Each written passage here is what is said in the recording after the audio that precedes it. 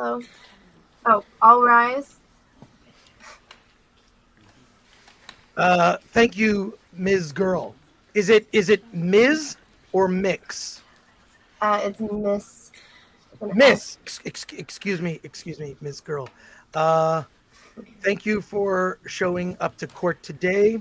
We will be debating or continuing in the matter of the fans versus Lucasfilm Disney for the murder of the Star Wars franchise. The count today that we will be debating is count 7.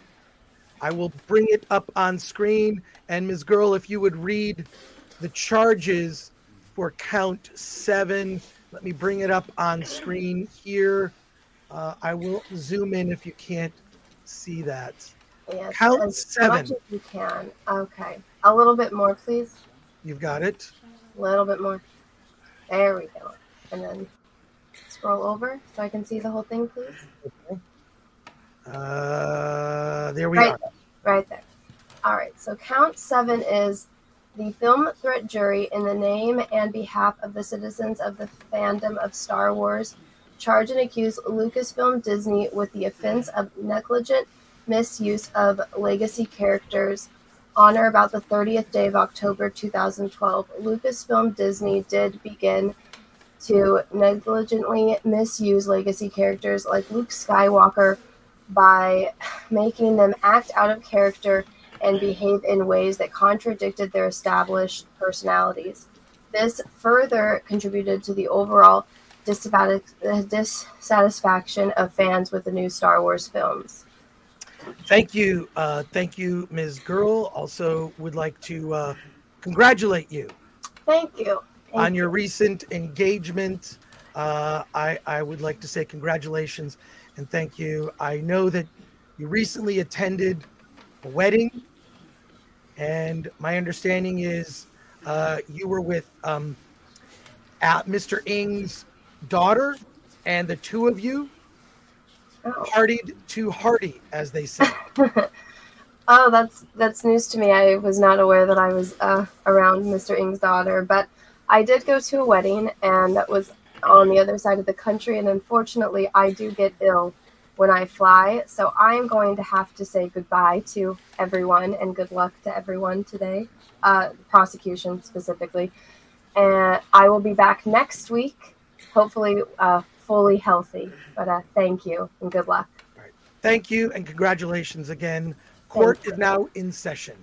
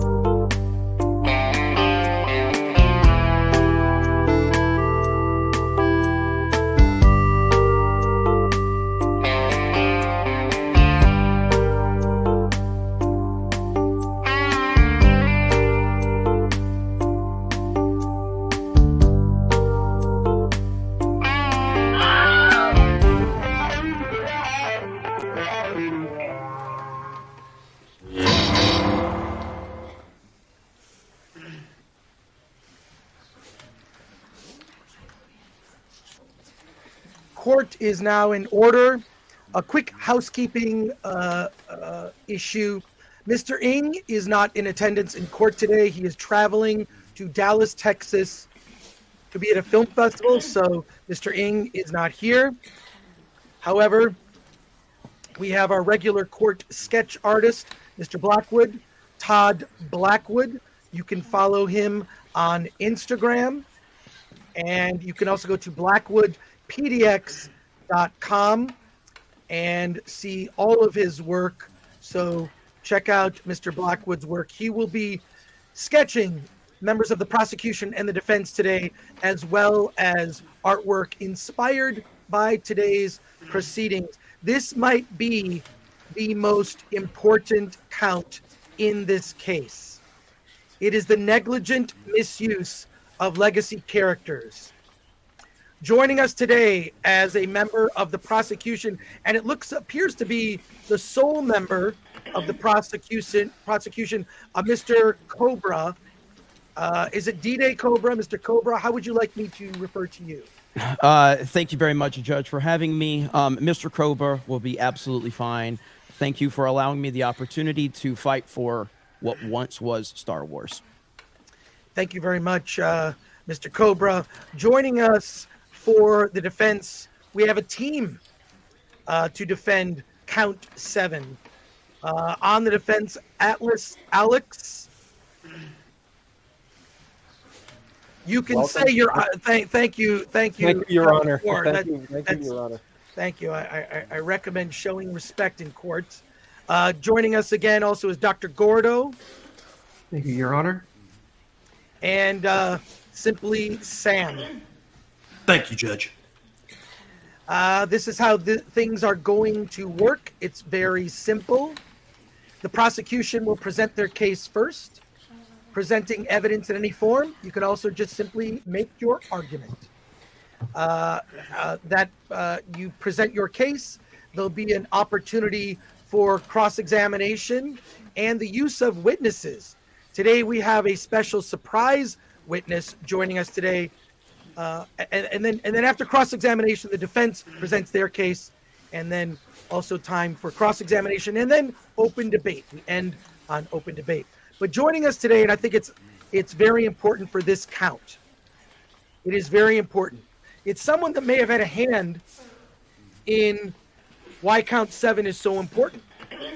And that is J.J. Abrams is here. Hello, hello, hello. The mystery box represents infinite possibility. Well, Mr. Abrams, you may think that this is a joke, fake court. I will tell you that this is a very serious case, and your testimony can be used by either side, the defense or the prosecution. And I want to let our audience know that this J.J. Abrams is using a form of AI and ChatGPT in order for the responses to be accurate to what J.J. Abrams would, how J.J. Abrams would actually respond. Isn't that right? Mystery box?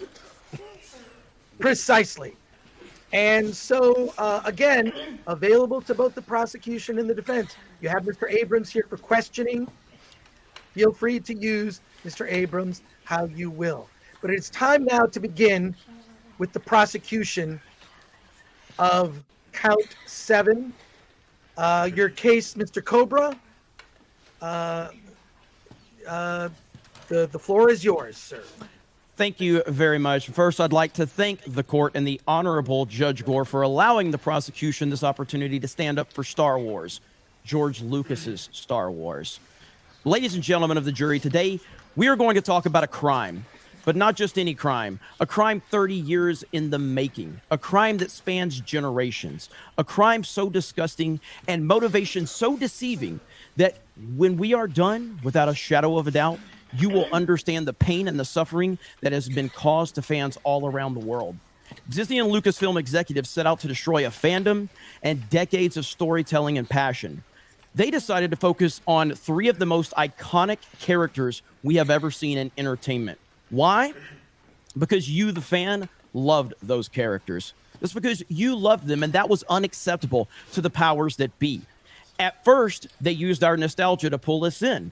A very disgusting and devious practice. We have video evidence of Kathleen Kennedy, president of Lucasfilm, lying straight to George Lucas's face.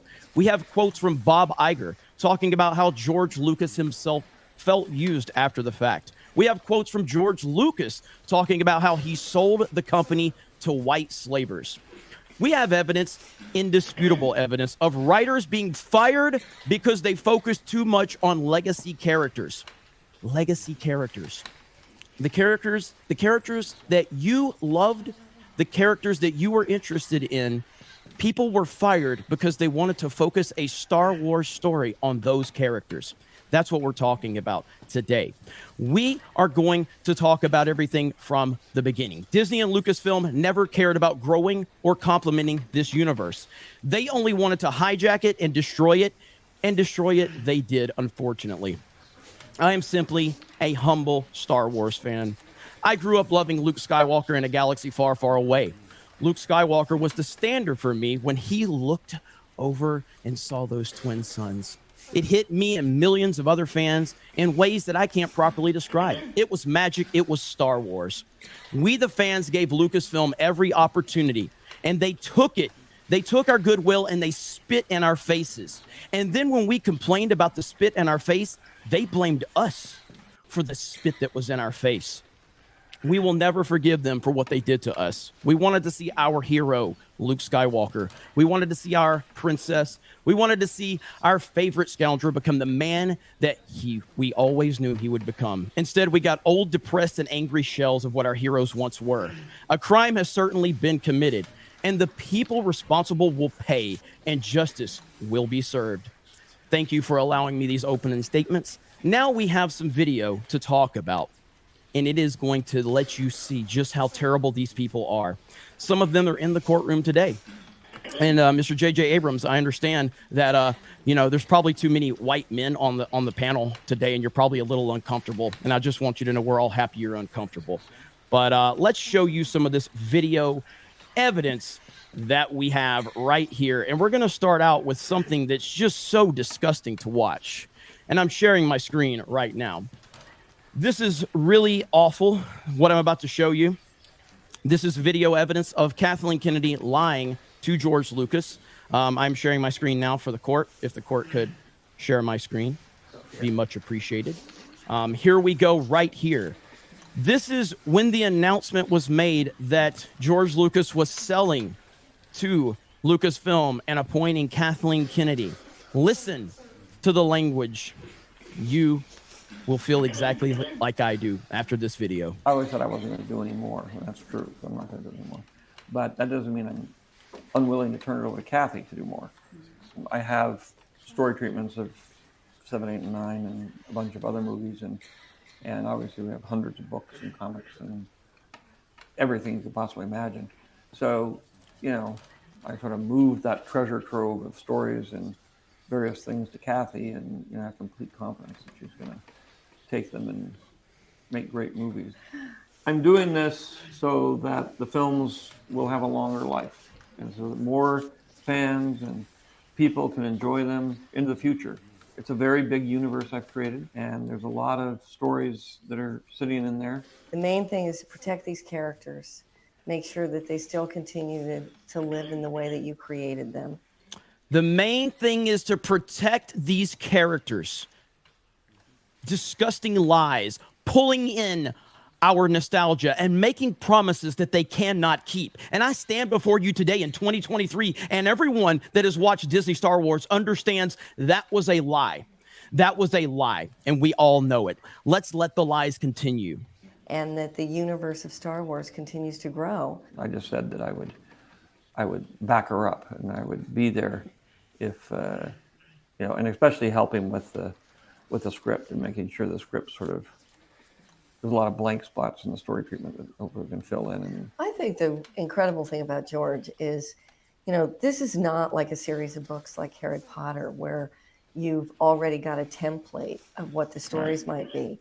These are original stories and original ideas that come out of a world that essentially is in George's head. So the beauty of the collaboration that can continue is as we work our way through these scripts, if we're sitting and saying, I wonder if this character can do that, or does this make sense within the rules of Star Wars? It really, he's the keeper of the flame when it comes to that.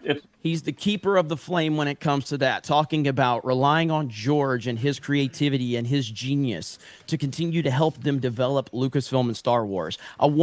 Ladies and gentlemen of the jury, I want you to remember these quotes from Kathleen Kennedy as we continue to compile the evidence to show you the devious nature of what Lucasfilm and Disney has done. The lies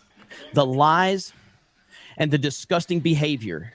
Let's continue on. It's the same thing with the first 3 films. That's all my job is to be the keeper of the flame. Well, it's based on human behavior, human psychology, mythology, which is the sort of archaeology of human behavior and thinking. And since it has those motifs, it is very universal, and everybody can relate to it. It's about good and evil in us, as well as our institutions. So, and the idea that some of us think we're really great people, but in the real world we're not. We're terrible people. Or you can make bad choices. Well, you make bad choices, but you... Oh, yes, we can, George, can't we? We can make bad choices. There's one sitting right across the table from you. Run your life in a very selfish way, and you think you're doing good when you're actually not. And at the same time, it's how do democracies turn back into dictatorships? Why do people who have the power to have the freedom and everything turn it over to somebody who's going to take it all away from them? It's happened through history forever and ever, and all Star Wars is a way of updating that idea to say, watch out, because there are people out there who don't play by the rules, and if you're not careful, you're going to lose all your freedom. And at the same time, those people who may not play by the rules because they're selfish and greedy turn themselves into evil people who don't care about other people. There you go. Very interesting language there used by the great George Lucas, the creator of Star Wars. Now, this was made around the time that the purchase of Disney and Lucasfilm was made. Again, keeping George on, using his creativity, using his genius. We want to talk to George about decisions on characters, things like that. All of these promises were made in order to manipulate the fans into believing that this was done for the right reasons. But again, I remind you, ladies and gentlemen of the jury, negligence is what's at stake here. Negligence and how they treated the legacy characters. I have more video for you, and it is really, really disgusting, but we have more. This is the great George Lucas after the fact, after seeing what Disney had done. Now, remember, promises to honor George, honor his characters, honor the legacy, utilize George, talk to George, get his opinions, all of his feedback, get his stamp of approval.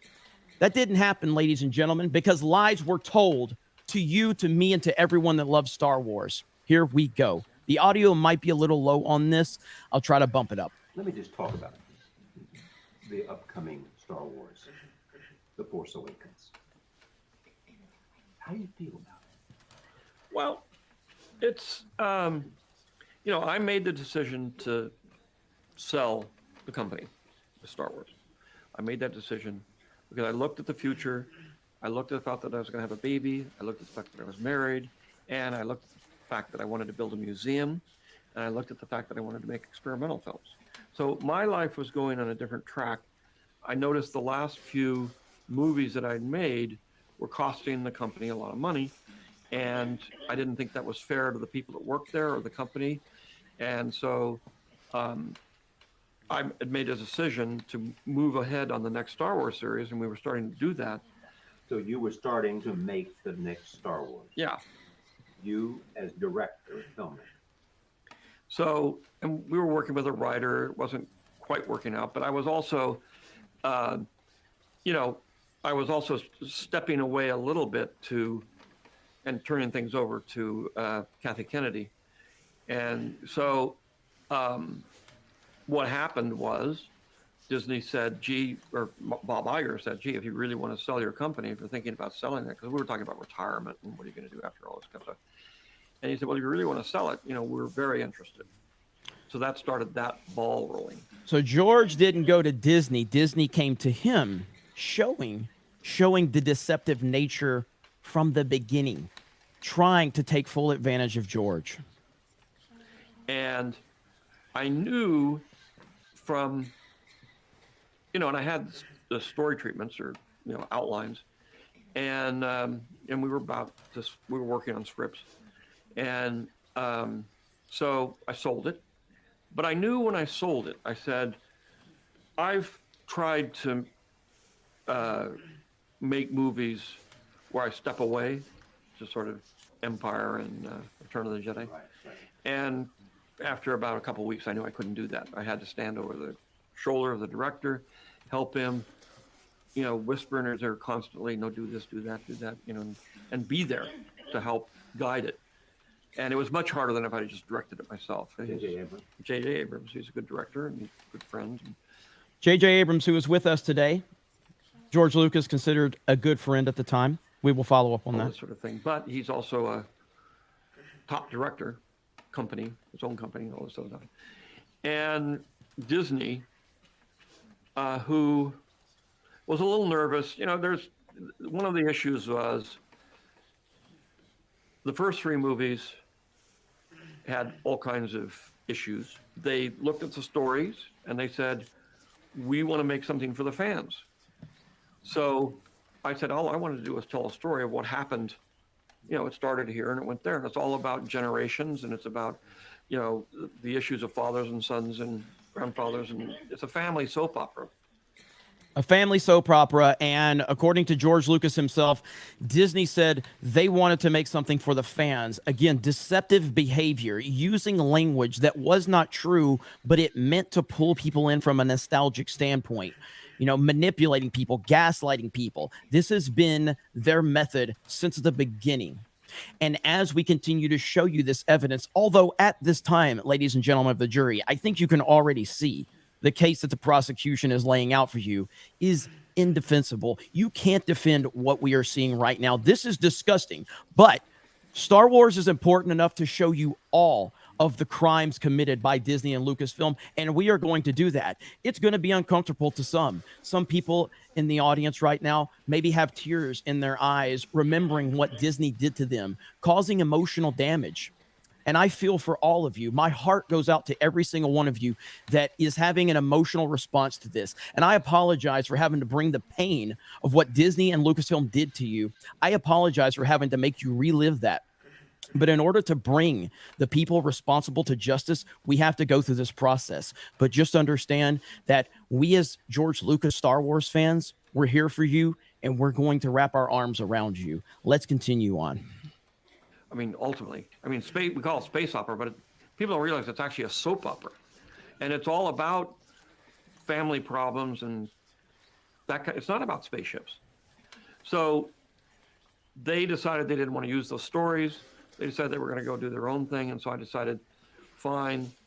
But basically, I'm not going to try to, they weren't that keen to have me involved anyway. But at the same time, I said, I'm not going to, if I get in there, I'm just going to cause trouble because they're not going to do what I want them to do. So, and I don't have the control to do that anymore. And all it would do is muck everything up. So I said, okay, I will go my way and I'll let them go their way. And it really does come down to a simple rule of life, which is when you break up with somebody, the first rule is no phone calls. The second rule, you don't go over to their house and drive by to see what they're doing. The third one is you don't show up at their coffee shop or the things what you're going to run in. You just say, no, gone, history, I'm moving forward. Because every time you do, and we all learn this from experience, every time you do something like that, you're opening the wound again. And it just makes it harder for you. You have to put it behind you, and it's a very, very, very hard thing to do. But you have to just cut it off and say, okay, end the ball game. I got to move on.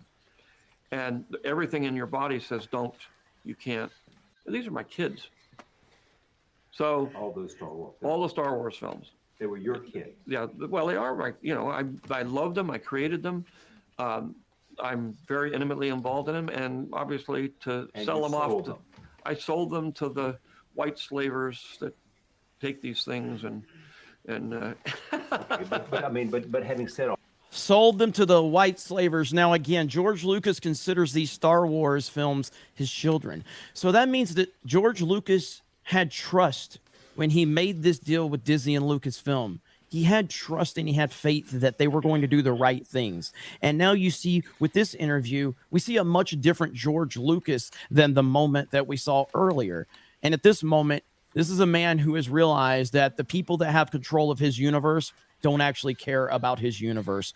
And it's really, really disgusting. For the benefit of time, we're going to slow that one down and not show the rest of that one. We got a few more right here. This is a quick moment right here where Kathleen Kennedy and J.J. Abrams, one of the gentlemen that is here in the courtroom today, they talk about George like he's not there. Here we go. Question. I guess because it spoke to a new generation. It was that idea that there would be young people for whom Luke Skywalker was essentially a myth. There isn't a day that goes by or went by as we were making the movie where we don't talk about George. You know, it's the standard, what would George do? One of the things that we talked about. Now, I'm going to refrain from using profanity in the court today out of respect for the court. But when I hear language like that, when George Lucas himself is alive and you can contact him at any point in time, but you're sitting there pretending like you can't even find him because he's dead, disgusting. But it just continues to show the disrespect. Even Mark Hamill agrees with the disrespect. When I read 8, I told Ryan, I fundamentally disagree with virtually everything you've decided about my character. But, you know, other than that, I can't really describe more, but it says he fundamentally disagrees with everything Rian Johnson did with the character in episode 8. Here's another line from Mark Hamill. And I think he has more leeway to really mess things up. It's Colin Trevorrow that's going to have to tie all the loose ends together. I mean, you talked about the reaction to the first script, obviously, that funny kind of thing about waiting for Luke to appear, Right. etc. What was your reaction when you finally got a chance to read this one? Were you satisfied and excited in terms of how integral Luke is and was to the story? Were you surprised by what Ryan chose to do? Yes, I was very surprised. And I have to tell you, and I should have realized that when I read 7, I said, I love everybody's part except mine. There we go. Everybody's part except mine. We have a couple more now.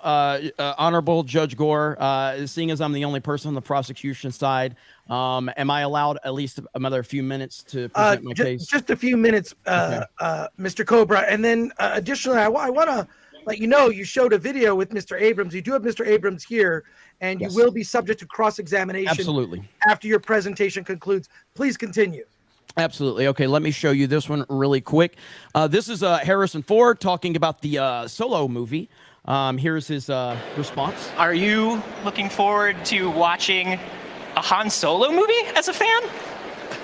Not really. So clearly, good old Harrison Ford. And the last video evidence I want to show is from a great YouTuber by the name of Jeremy Johns talking about Bob Iger's book. And listen to what Bob Iger, after the fact, said about George Lucas. What's it called? I don't know the name of the book. Bob Iger, My Journey, or something. About Bob Iger, My Farts Smell Like Roses. I'm sure it's called that. And in one of these chapters in this book, the chapter, again, I don't know the name of the chapter, so we'll just call it That Time We Butt-Fucked George Lucas and Then Made Him Smile at Our Faces at Star Wars Celebration. Again, not called that. I'm making shit up. But this next part I'm not making up. In Bob Iger's book, Bob Iger, who's the CEO of Disney, for those of you who don't know, he's the guy who owns the Monopoly board. He's that kid you don't want to play with because you're like, you own everything. Fuck you. Anywhere I land, I'm screwed. Point is, Bob Iger straight up says George Lucas felt betrayed by what they did with Star Wars. All right, I'm going to go ahead and put a link. So there you go, right there. A lot of video evidence to show you what we have been through as Star Wars fans. And again, ladies and gentlemen of the jury and our wonderful audience out there, I know that was an emotional journey for many of you. It was an emotional journey for me as well. Not easy to watch and relive all of that, but necessary to get to the point where we need to go. So that is the prosecution's case against Disney's Star Wars. I thank you very much for allowing me the opportunity to present this to all of you. Thank you, Mr. Cobra, for your presentation. You are now, you could talk to Mr. Abrams. We can also move on to the cross-examination from the defense. I mean, if Mr. Abrams is available for a few moments, I could ask him a couple of questions. So, all right, Mr. Abrams. Your Honor. Hello, Mr. Abrams. Not good to talk to you at all, but thank you for being here. I would just like to ask you, in what planet And you said in the video that I showed with you and Kathleen Kennedy, in what planet do you think people don't know who Luke Skywalker is, so they have to be reintroduced to him? How does that mindset work? Because you said that your reasoning for not having Luke as a vocal point is because there's a new generation of people that don't know Luke. Who doesn't know who Luke Skywalker is? You know, the idea was to continue the story and to begin with that young woman who felt like Luke Skywalker was a myth, and to tell a story that was not just history repeating itself, but a story that embraced the movies that we know as the actual history of this galaxy. So that they are still living in a place, you know, where there is good versus evil. They're still living in the shadow of what has come before, still grappling with the sins of the father and the people who have preceded them. Okay. Well, let me, if I can share my screen, I do have some direct quotes that I would like to speak with Mr. Abrams about episode 7. And it's right here. This is from an IndieWire interview. And I'm sharing my screen once again. And it says, in a recent Q&A with J.J. Abrams, Lawrence Kasdan, and Michael Arndt, the screenwriter revealed some pretty intriguing details about early drafts in The Force Awakens. The most eye-opening is that in earlier versions of the screenplay, Luke Skywalker was a much bigger force in the movie. Now, Michael Arndt is an Oscar-winning screenwriter. Michael Arndt wrote a little movie that many of you have maybe heard of called Toy Story 3.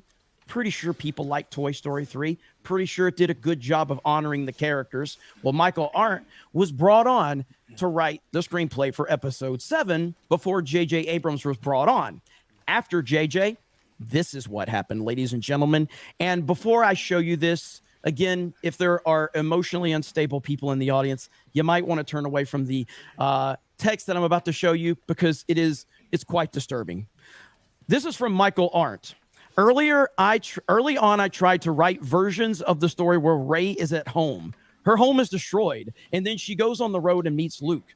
And then she goes and kicks the bad guy's ass. Arndt said, it just never worked, and I struggled with this. This was back in 2012.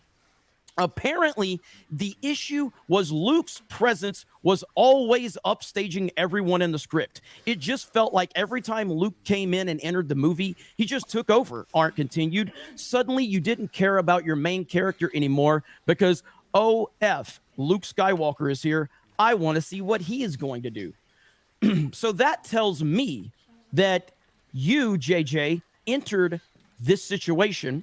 You saw that Luke Skywalker was the focus and that Luke Skywalker was taking attention away from the new characters, which of course he is, because it is Luke mother effing Skywalker and he should be taking the attention.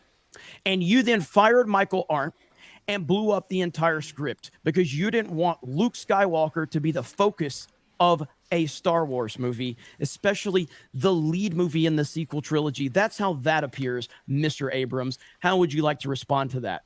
Look, the lesson is that you have to plan things the best you can. And you always need to be able to respond to the unexpected. And the unexpected can come in all sorts of forms. That was a terrible answer. I do think that, you know, there's nothing more important than knowing where you're going. Yeah, that answer is about as good as your Star Wars. So I guess we can go ahead and call it par for the course.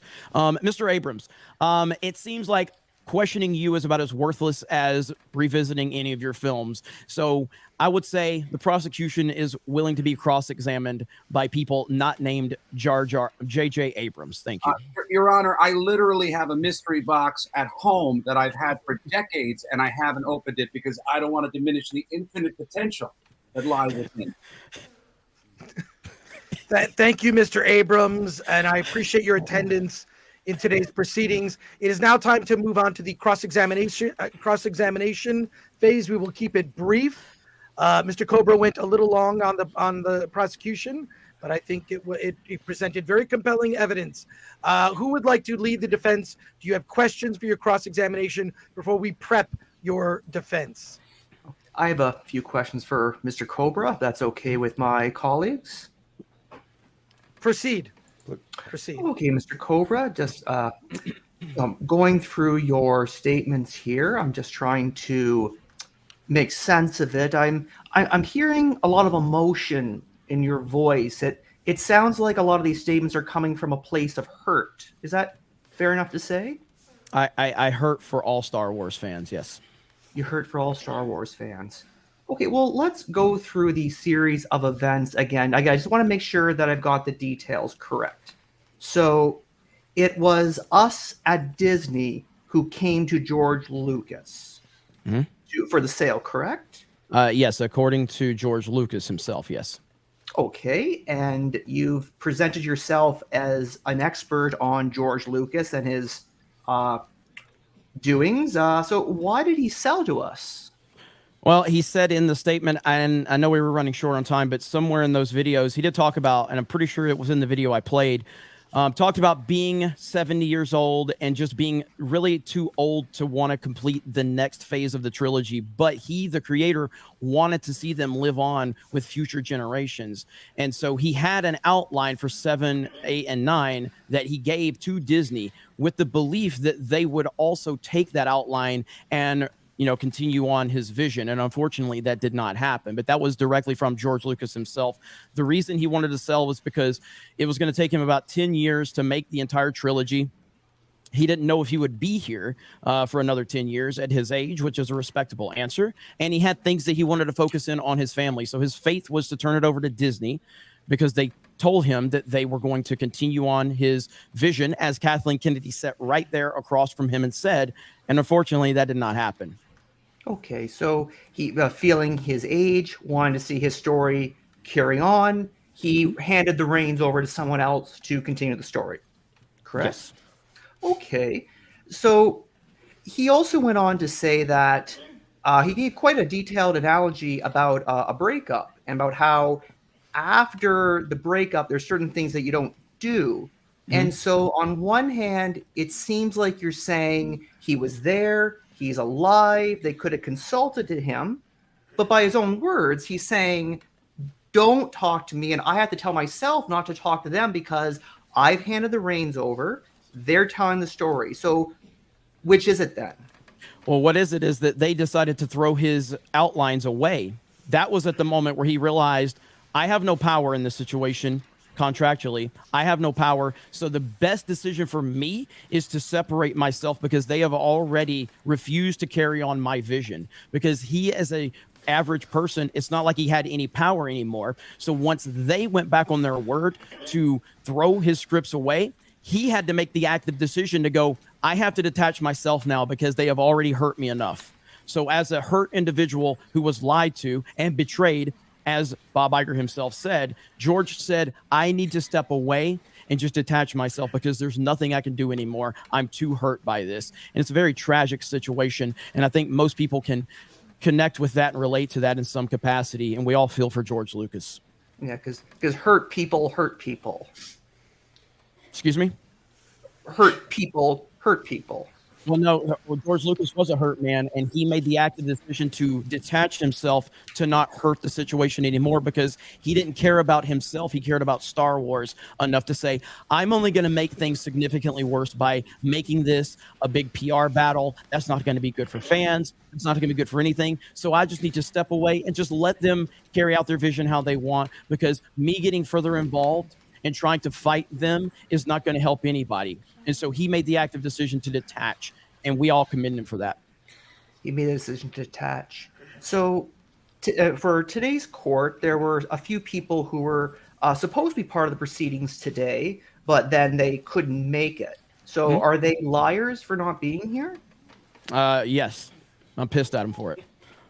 Okay, so you're pissed at them for not coming today. So Disney Dr. Gordo, let me just say, that's irrelevant. That's irrelevant. Thank you.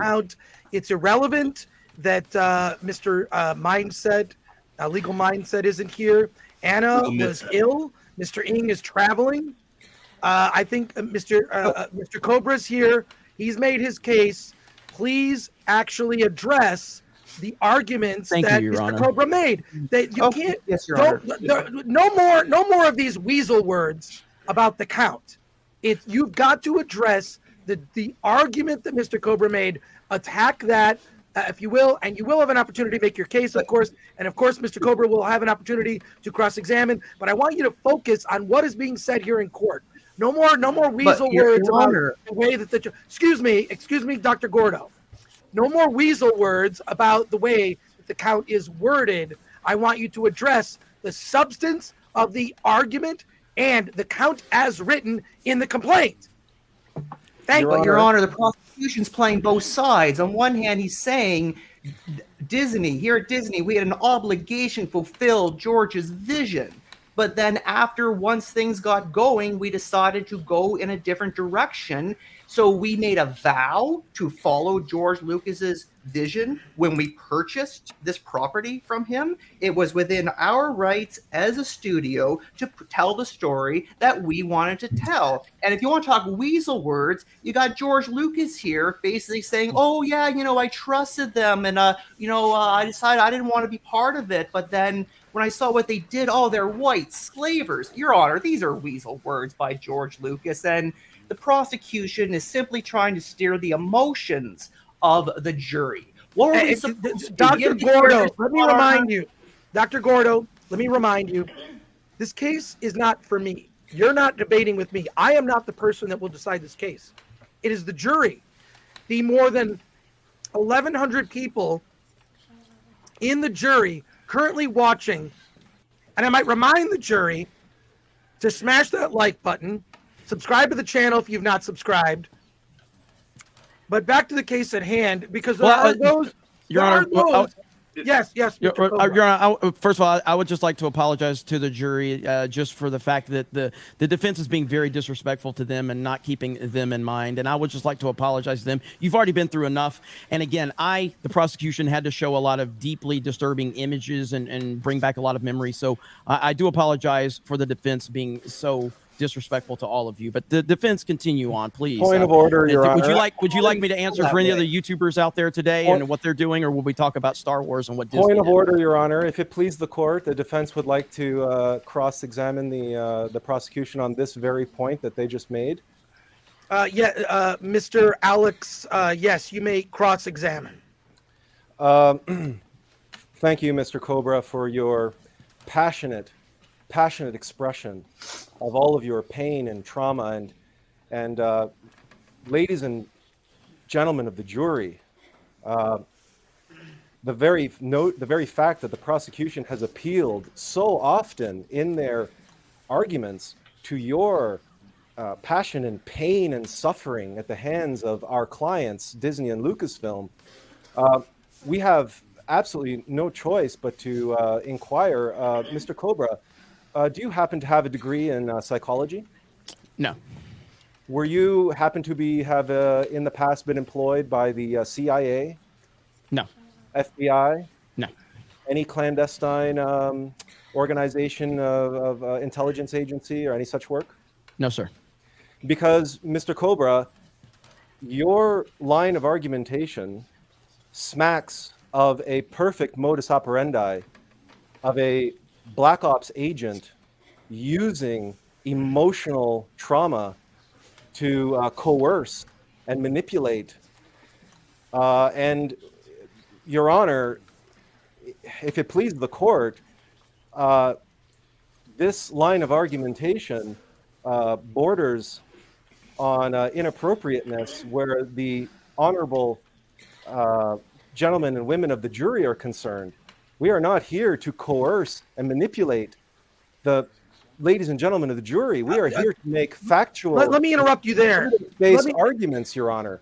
Not. Let me interrupt you there, Mr. Allux. Not the psychological, emotional pantomime which the honorable Mr. Allux, I'm going to have to mute your microphone. I'm telling you now, appealing to emotion. Have you ever watched a court case? TV, fake court case, or otherwise real court case? It's all about appealing to emotion. This is how these get decided. And my advice to you is that if you're going to win this case today, that you start appealing to the emotions of the jury. No need to cow to me or to my favor. That's fine. Okay, I'll be fine. The jury is who you need to be paying attention to. So please, attacking our prosecutor for appealing to emotion, you would do well to appeal to emotion. I would urge you to please. I would urge you. Just a moment, Dr. Gordo. I would urge you, take your time now because it's very brief. We're going to have to go on break. We have some comments from the jury that we need to get to. They call them super chats. We will get to those, but I would stick to the crux of Mr. Cobra's argument. Well, I think the argument, not the man. Well, I mean, Honorable Judge Gore, thank you. Doing a fantastic job at kind of keeping things in check. And I would just like to say, that is the kind of the point. Shouldn't they be going after my argument and not the jury or the emotional stability of what I'm saying? That's where I step you would in think there. you would think that they would actually come after the argument that I'm making, and I'm open. The argument is If based I may. upon fallacious reasoning. We have every right to go after that reasoning. It's fine. Let's talk about his argument real quick. You said that there were old, depressed, angry shells in your rambling there. Yes. Explain that. Elaborate. Because you did a whole lot of hearsay where we didn't hear anything from you, how you felt about it. You just said, play the clip, play the clip, play the clip. Tell me, why were they old, depressed, angry shells? Well, Give me an example. Well, if you go into episode 7, as I stated with the writer Michael Arndt, his entire first screenplay was around Luke Skywalker being the focus. J.J. Abrams came in, fired that man, and we only get to see Luke Skywalker at the end, the very end of The Force Awakens, leaving fans hanging for 2 years as to speculate what's going to happen with Luke. This is going to be the most amazing thing ever. Rey's handing him the lightsaber. Speculation, playing on emotions, something you're saying is a bad thing, yet Disney and Lucasfilm played on our emotions for years and made us speculate for years. And then only to go into episode 8 after 2 years of speculation, of hype and anticipation for Luke Skywalker to grab that beloved lightsaber and toss it over his shoulder as an angry shell of what he used to be. And some of us looked at that and said, okay, they're just building up to the hero's journey again, which isn't necessarily what you needed to do with Luke Skywalker at that point in time in his life. But hey, we're going with it. Let's see what they do with Luke. We're going to get Luke at some point here. We never got Luke Skywalker. He was an old, angry man on a planet, and he ran away from all of his responsibility. And he was a pathetic shell of himself. Han Solo literally was the same person that he was in the OT. He never evolved. He never became anything. He was just an old, cranky version of what he always was. There was no evolution. He was the divorced father that had no connection to his son. That is not a hero. That's not who we wanted Han Solo to be. And then, of course, we see what they did with Princess Leia, and we all know if Carrie Fisher were here, she would have absolutely given Lucasfilm holy hell in the public. God rest her soul. And shout out to Carrie Smith. Can you elaborate? You said we all know. Just treat me like I'm an idiot. We all know what Carrie Fisher. That's not very hard. But anyway, what I could do is pull up any videos from Carrie Fisher. I don't want you to pull anything up. I want you to tell me. Just stop double speaking. Tell me. Again, what did you just ask me? You said we all know what they did wrong with Carrie Fisher. I want you to tell me, what did they do wrong with Carrie Fisher, with Princess Leia? Have you seen episode 8, sir? Yes, I have. And you need me to tell. Wait, hang on. Articulate. You need me to tell you what they did wrong in episode 8. Yes, that's the whole reason we're here. It is to articulate. Or you can just say, hey, guys, I know I'm right. Yep, I'm right. Talk. Use big boy words. Okay, so did you see her flying through space like Mary Poppins? Did that seem very Star Wars-like to you? Thank you. That's all I was asking. I wanted specific. I'm asking you a question. You answer my question now. Did you think that was acceptable? Sure. You thought that was acceptable. I'll get to that in my defense. And you think that's going to help examination. We're focusing on your. We're flying through space as Mary Poppins. Focusing on your arguments.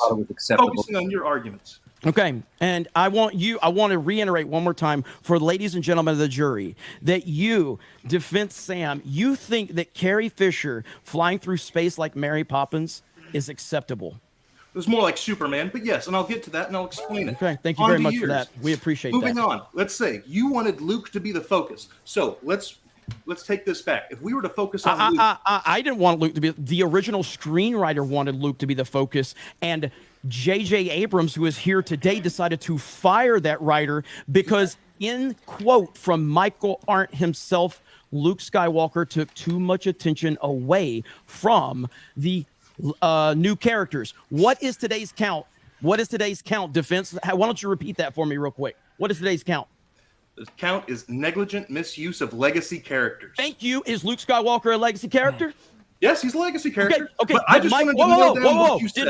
Did Michael Arndt get fired for focusing too much on the legacy character? According to what you presented, yeah. No. According to the article I shared, which is a quote which has been verified and is a fact, Mr. Abrams is here today. Did you make the decision to fire Michael Arndt for using Luke Skywalker too much, that took too much attention away from Rey? And you always need to be able to respond to the unexpected, and the unexpected can come in all sorts of forms. Thank you, JJ. Once again, a non-answer.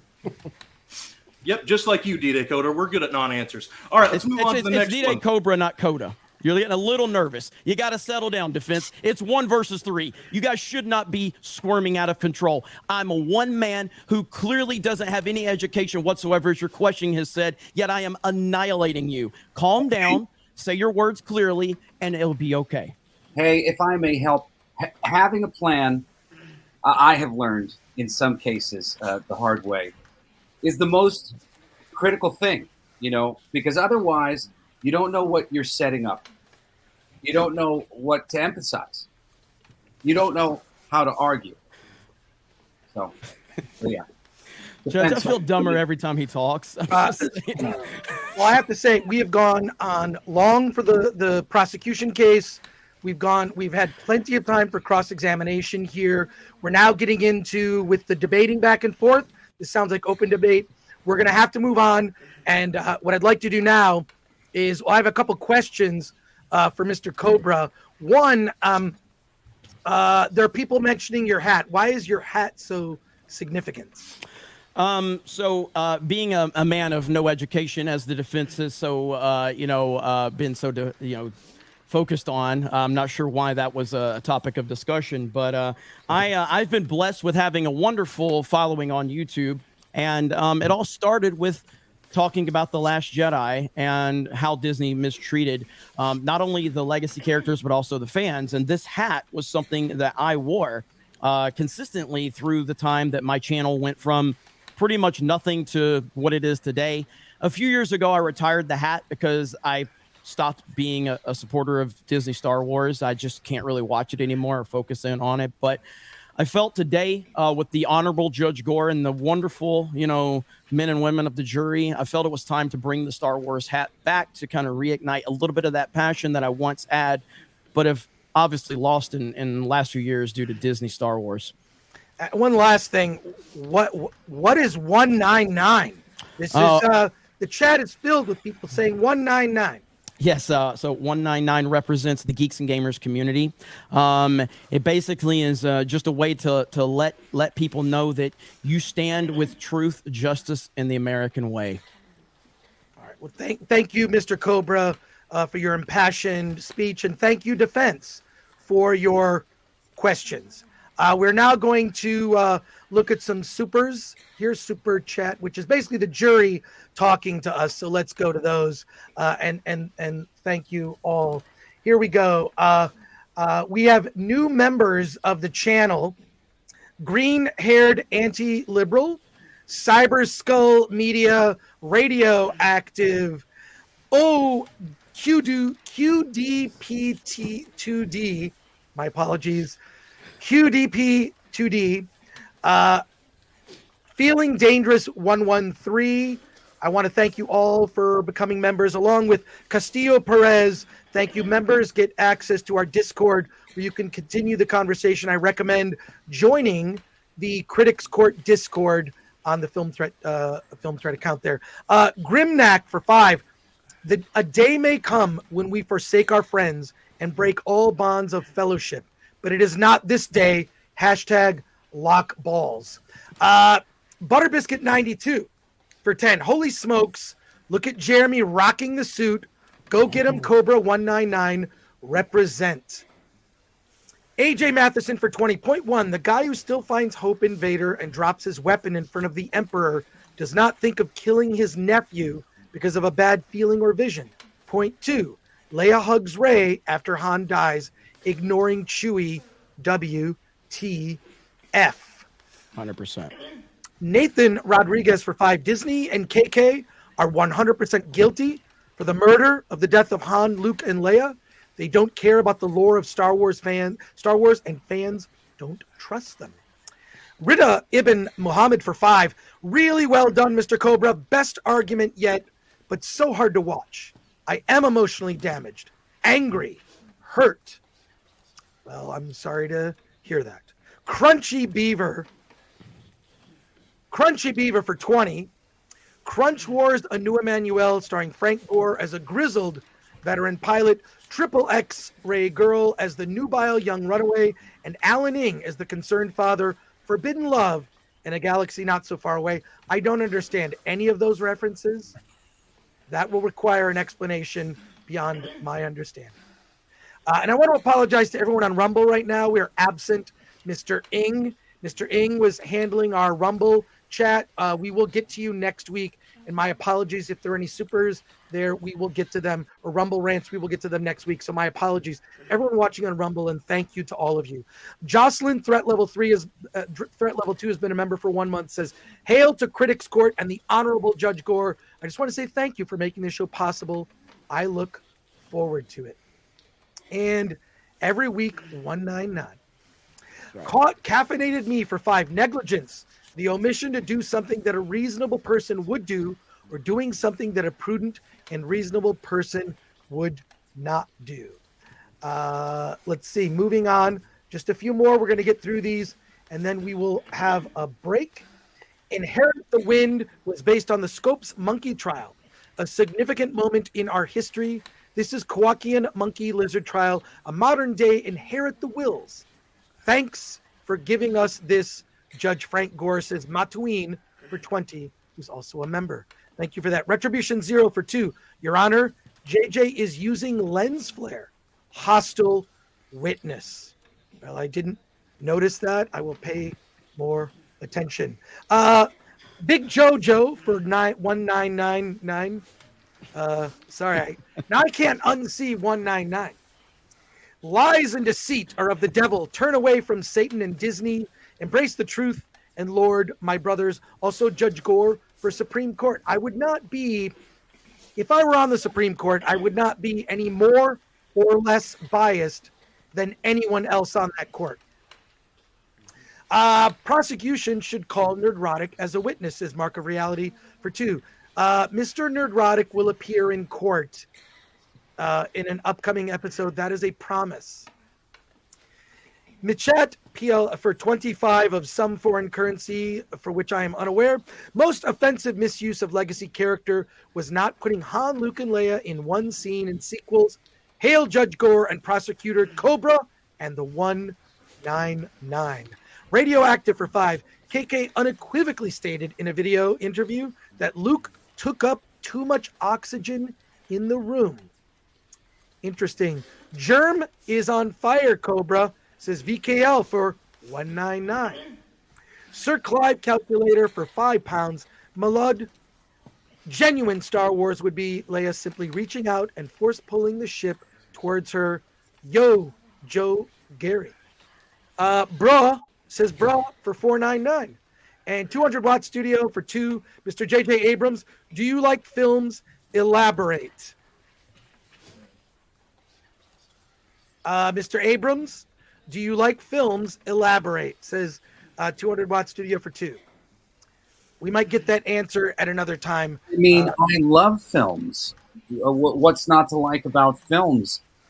You know, I just think that a film represents a box that, you know, is just unknown to us until something is put in it. And once that box is filled with something and you close that box, it becomes a mystery. And I just love mysteries. And I think everybody loves mysteries. You speak in riddles, sir. I'm going to continue. We're almost through here. Matween for 5 says, I've never heard a Bama fan make more sense. Well done, Mr. Cobra. Mr. Mexican Iron Man for 999. He's a member. Your Honor, with permission, Mexican Iron Bailiff shall leave the court in order to dial 911 in order to seek paramedic assistance and the county coroner for the slaughter of the defense just now. Let's I would recommend that we hear the defense's case before we rush to judgment. But thank you, Mr. Iron Man. Let's see, moving on. Jens Andersson of the Tari for 20 Swedish krona. Hail the 199 Snake Battalion. Jamie Hail. G. Voltaic Blood for 199. Grimnack for 10.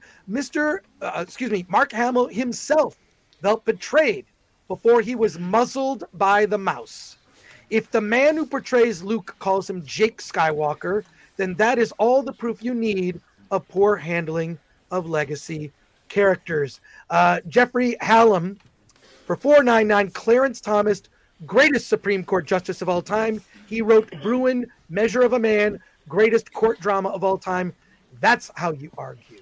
Just a few more. Trevor Sumner for 499. Your Honor, you should have Makeship make a Judge Gore plushie, much like how Mr. Cobra currently has a plushie for sale on Makeship. Hail the 199. Makeship is a site where you can make plushies. I understand that Mr. Cobra has a plushie which is for sale. We will post the link in the chat. Thank you for Mr. Sumner. And case closed. J.J. Abrams hates films, doesn't know film. Says 200-watt studio for 2. All right, now here's how things are going to proceed. We're going to take a brief recess for which you may use the facilities. We will return in just about 2 minutes. Please don't leave.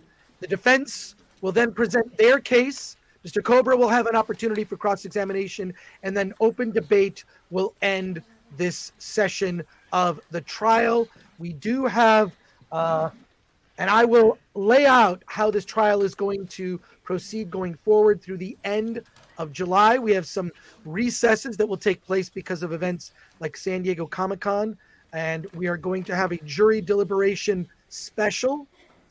But jury, please stand by, enjoy some videos as we all take a brief recess. Thank you so much for your attendance and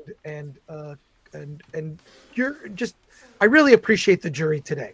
Thank you. If I feel like Star Wars is very like patriarchal and clothes make the man toxic. Yes. Just because you're a stormtrooper in the Empire doesn't mean you can't look fabulous. The first order of business must be uniform. And uniform doesn't mean it all needs to look the same. Accessorize. Long live the matriarchy.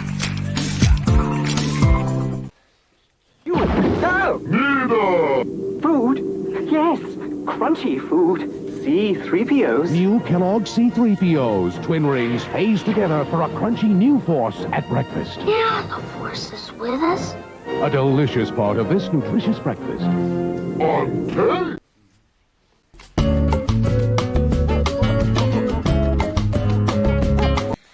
As a toy seller, Star Wars is unequaled. I have about 20, 25, you know. Which ones? The main characters like Chewbacca, Luke Skywalker, Han Solo, all of those, you know. How many of the Star Wars characters do you have at home? About 10. About 10? How about you? Do you have them too? I have 3. I don't have none, really. You don't have any yet? I'm planning to get some. You are? Mm-hmm. Which ones you want? All of them. Star Wars toys have been the top sellers in boys' action toys for 6 years straight. Some of the toys are action toys. If your child gets one, you may have to take it away with force. Don't move. I beg your pardon? Don't move. Don't move. You're going to hit me with the... I cut your hand off. Children are buying the toys, of course, but so are older investors. They're buying Star Wars toys. Right. In a couple of years, they'll be worth a lot of dough. Like a lot of other ththings. You're buying them strictly as an investment? Yes, definitely.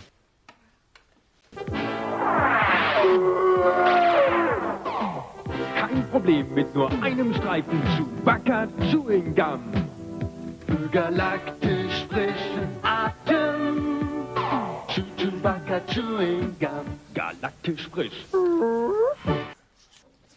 The problem is that making film is an art. Selling film is a business. Right. The trouble is that they don't know how to sell films. As a result, they try to make you make films that people will go to without them having to be sold, which is the real key to the problem.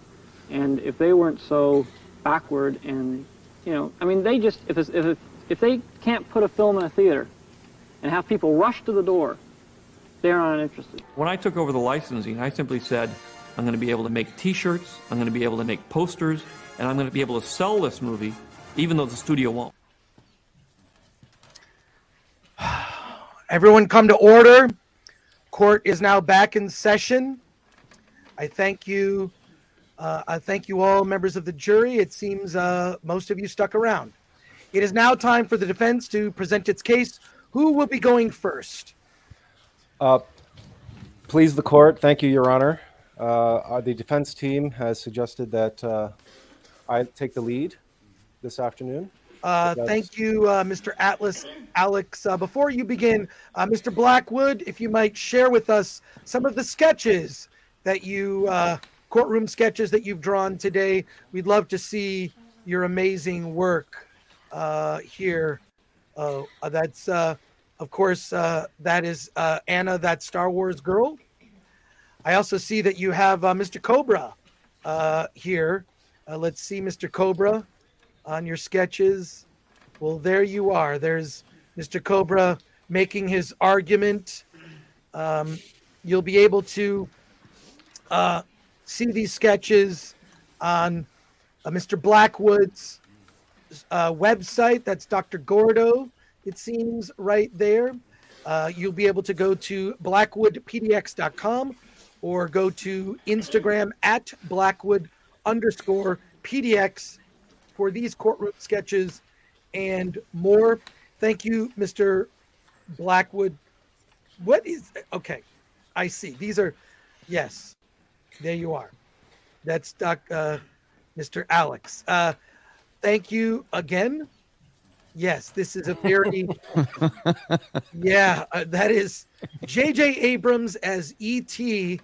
I don't know what's happening here, but I see a flare, a lens flare off of JJ's ET-like finger. Thank you. Anything can come from a mystery box.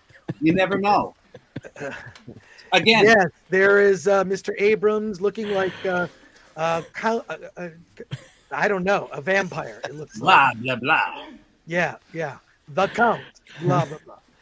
Thank you for that, Mr. Blackwood. We now continue on. It is now time for the defense to present. Mr. Allux, you have the floor. Thank you, sir. Present your case. And remember, you also have Mr. Abrams as a expert witness. And then, Mr. Cobra, you'll have an opportunity to cross-examine. Please continue. Thank you, Your Honor. Ladies and gentlemen of the jury. You're a little low. Excuse me if I might interrupt. You're a little low. If you could boost your audio there for a moment. We're having trouble hearing you. So you might want to move your mic closer to. Is this better, Your Honor? Much better. Thank you. Okay. Thank you, Mr. Allux. Please All right. continue. Ladies and gentlemen of the jury, the defense has a very simple evidence-based argument to make, as opposed to the honorable prosecution, which felt it necessary to try to capitalize on your identification and your suffering. We will make our case on the facts. And the fact is that Star Wars is first and foremost high mythology. And so, ladies and gentlemen of the jury, your task this afternoon on count 7, on the misuse and abuse of the legacy characters, you must ask yourself a simple question on this count. Do the characters of a mythology serve you and your desire for pleasure and entertainment? Or do the characters of a mythology serve the mythos, the mythology that is being told? This is the question that we have to ask in order to determine, were these characters abused? Now, we're going to share our screen here, if that is all right, with the, if it please the court. Yes, please, if you have an issue, can you let us know? But if you could share screen. Yeah, here. we've shared it here. So before you, ladies and gentlemen of the jury, we have the original trilogy and the prequel trilogy. The original trilogy represents a hero's journey of the myth of Star Wars itself, beginning with The New Hope, the descent into the dark side with Empire Strikes Back, and of course, the return and the redemption of Anakin Skywalker in The Return of the Jedi. This is factual. This is not open to dispute. Even our friend, Mr. Cobra, on the Honorable Prosecution would agree. Perhaps a little bit more contentious is that in the prequels, the mythology expanded to a meta-myth about myth makers themselves. It is a hero's journey about the man, Lucas, the myth maker himself, the messenger. Because we began with episode 1, which was a new hope for fans, but it quickly descended to the dark side with Attack of the Clones, and already was slipping that way with midichlorians and Jar Jar, not Abrams, but Binks. But finally, in that prequel trilogy, we saw a redemption, a return, and a rise when Lucas, the myth maker, redeemed himself in the eyes of the fandom menace by finally giving the fans the story which they were expecting, which was the fall of Anakin to the dark side. And of course, that was the Revenge of the Sith. So here we have two heroes' journeys. One, the pure myth of the OG characters. That's where they belonged in the original trilogy films. And the prequel trilogy, which introduced new characters and was telling the story about the myth maker himself. Now, ladies and gentlemen of the jury, we present to you the complete trilogy of trilogies, the complete 9-film Skywalker saga, where our clients, the defendants, their responsibility was to present you, the fandom, a meta-mythology about the hero's journey of the meaning of a myth itself, where Force Awakens was presented as a new hope, and then clearly everything took a descent to the dark side with The Last Jedi. But then there was a redemption. There was a rise in the third film of the Disney trilogy, The Rise of Skywalker. That fans didn't see it and didn't appreciate it doesn't mean that it is not there. And we can attest, ladies and gentlemen of the jury, that it is there. That Rise of Skywalker, in fact, plugs many gaps in the mythology left by Lucas himself. Gaps which Lucas knew he was not the man to fill, which is why he had to pass on Star Wars to a new generation, to another generation of filmmakers, which, as it turns out, included J.J. Abrams, who is here in the courtroom tonight, Kathleen Kennedy, Rian Johnson, all of whom were useful idiots in the eyes of the Force itself. Yes, ladies and gentlemen of the jury, the cosmic force, the actual source of Star Wars and all high mythologies, the objective universal truth which all mythology serves, and, by extension, all characters playing out in those mythologies must serve. And to illustrate that point of just how much is Star Wars a mythology/religion, let us observe that all mythologies, all religions are born of genuine inspiration from that source of universal truth that we just mentioned. Call it the cosmic force. And it is delivered by a messenger. That religion, that mythology, gets crystallized or canonized. And in the case of Star Wars, it's the original series and the prequels, and of course the extended universe. In the case of Christianity, it was the Nag Hammadi scrolls and the Gnostic Gospels. Now, at every point in every mythology or religion's history, the law of entropy begins to take hold. And one of the facets of the law of entropy is that the religion or mythology becomes appropriated by some empire. In the case of Christianity, that appropriation was by Constantine and the Roman Empire. In the case of Star Wars, it was an appropriation by the Disney Empire. And what was the first act of that empire? It redacted most of the extended universe, just as Emperor Constantine and Rome redacted all of the Gnostic Gospels and kept only the 4 that remain today. The next step in this entropic process is the process of politicization. That was the Council of Nicaea under Constantine, and under Disney and LucasFilm, it was the Last Jedi. This is when Star Wars as a mythology became politicized.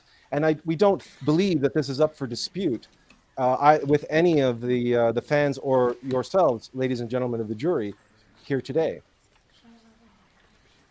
And that politicization was focused on the self-interest of course, the Emperor Constantine.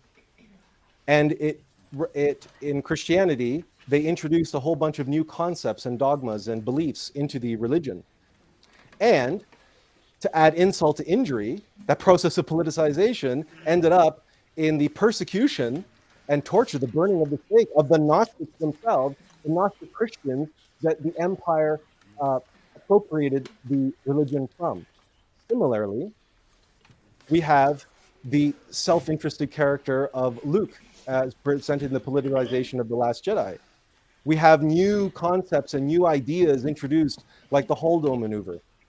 And we have the persecution of the original mythology of the burning of the Jedi texts, the burning of the Tree of Life, and of course, Disney and Lucas attacking the fans. And this is not in dispute. This is all objective fact. You see, we are presenting you with the facts, the evidence, what usually happens in a court of law.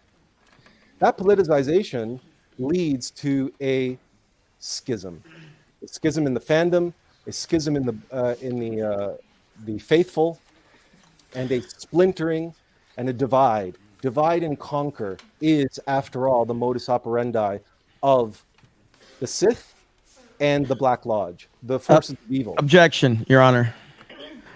What the hell does this have to do with anything of the charges? What are we talking about right now? Mr. Cobra, you will have an opportunity to cross-examine. Okay. I'm gonna allow the presentation to continue. but, Okay. Your objection is noted. Your objection is noted. The point is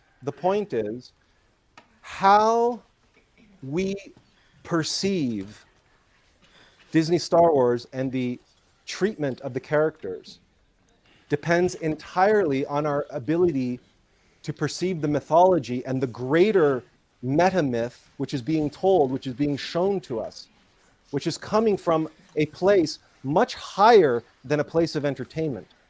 We must hearken back to Maximus as he throws his sword into the crowd and asks them, "Are you not entertained? Are you not entertained?" And he spits in the dirt. Why? Because Maximus serves a higher power. He serves the true emperor of Rome. He serves the Rome which is the light, not this backwater blood sport entertainment which the mob wants. Are we to be true believers in Star Wars? Like, for example, ask a Christian, where would your religion be if Jesus wasn't crucified? Was that not an abuse and a misuse of a character? The actual crucifixion of Christ? But where would Christianity be had he not been crucified? Had not the phrase, the passion of the Christ, even existed? It is that passion, ladies and gentlemen of the jury, that you feel in your hearts. It is that burning passion of fire which fuels your love for these characters, including Luke Skywalker. All Skywalkers represent the cosmic Christ, the cosmic force. This is what's being allegorized in this precious mythology of ours. And all messengers, all avatars, all representatives of that light, of that fire, all commit to a hero's journey known as the path of the Bodhisattva, the path of suffering and sacrifice for humanity. And your Star Wars had to undergo that suffering and sacrifice as well, in order for all of us to be here today, for all of us to feel the fire and the passion that we do, to have that all rekindled in us, but not for the sake of entertainment, for something much greater, ladies and gentlemen of the jury. This court, let it not simply be a matter of worldly desires and worldly laws of men. Let this court be a reflection, as above, as below, for the great law, the universal law, the laws of universal truth and justice and beauty, which burns in all of our hearts, which cause people to cry tears of joy when Jon Favreau put Luke on the screen at the end of season 2 of The Mandalorian. This is the passion, this is the fire at the heart and soul of Star Wars, and indeed, all high mythology. And so when we ask the question, were those characters abused and misused? Every hero's journey must go to its dark side in the second chapter. Every hero's journey must have its dark side, and so did the Disney Star Wars sequel trilogy. I now pass the floor to my defense partners. Thank you, Mr. Allux, for your presentation. Mr. Sam, you wanted to go next. Please proceed. And you don't need me to share the screen anymore. I'll remove that. Have you share Mr. mine? Sam, go ahead, Mr. Sam. Yeah, I'll just have you share mine, and I'm going to go as fast as I can, Your Honor. So basically, what we're talking about here, and I'm going to cut most of the fluff, and just let's try to get back on track. So count 7, negligent misuse of legacy characters, right? It's not working. There we go. Talking about the big 3 here. Going to talk about Han, Leia, and Luke. First off, Han Solo. Harrison Ford wanted to die in Episode 4. He never wanted to be a part of the Star Wars franchise long term. And so, do you really think that the spineless J.J. Abrams is going to tell an A-list actor, Harrison Ford, no? J.J., would you do that? Do you have a spine? Do you have a backbone to stand up to Harrison Ford? I mean, you make good movies, but I don't think you have a backbone. J.J., are you there? Is he in the call? No? Moving on. All right. Then we go. Oh, sorry, I didn't realize that I was being spoken to. I thought this was his speech. What was You're fine. You wasted enough of our time with 2 movies.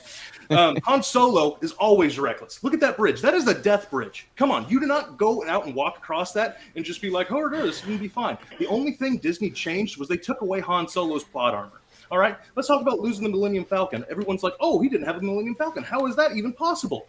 Well, I don't know. Gee, it got stolen. It's almost like if you have a really nice classic car, like, I don't know, maybe something like a Z car, and then you decide to sell it. It's almost like life happens. Life changes. That's amazing. It's incredible. Isn't that right there, DDayCobra? Don't answer. I don't care. Moving on. I have a better car now. That's fine. Like I said, don't answer. I didn't interrupt you. Moving on. We got Leia, a.k.a. Mary Poppins, y'all. So, quick side note on this one. Excuse me. Eddie Hall, he's the beast. This man lifted 1 ton. Do you know how he lifted a ton? Because he went to a psychiatrist and got his brain to switch into the fight or flight mode, the life or death situations. I could go on long, but I'm short on time. Basically, he said that he went to a dark place in his head, and he didn't say exactly what that place was, but he said, I'm not lifting the weight in my mind. In my mind, I'm pulling someone off my son.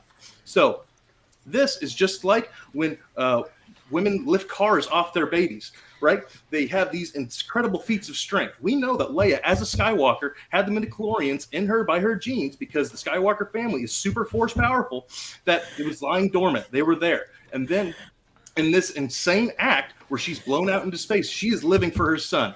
She is living for her son. If you could please mute your microphone, I'd be very respectful. I'm trying to be nice. Objection.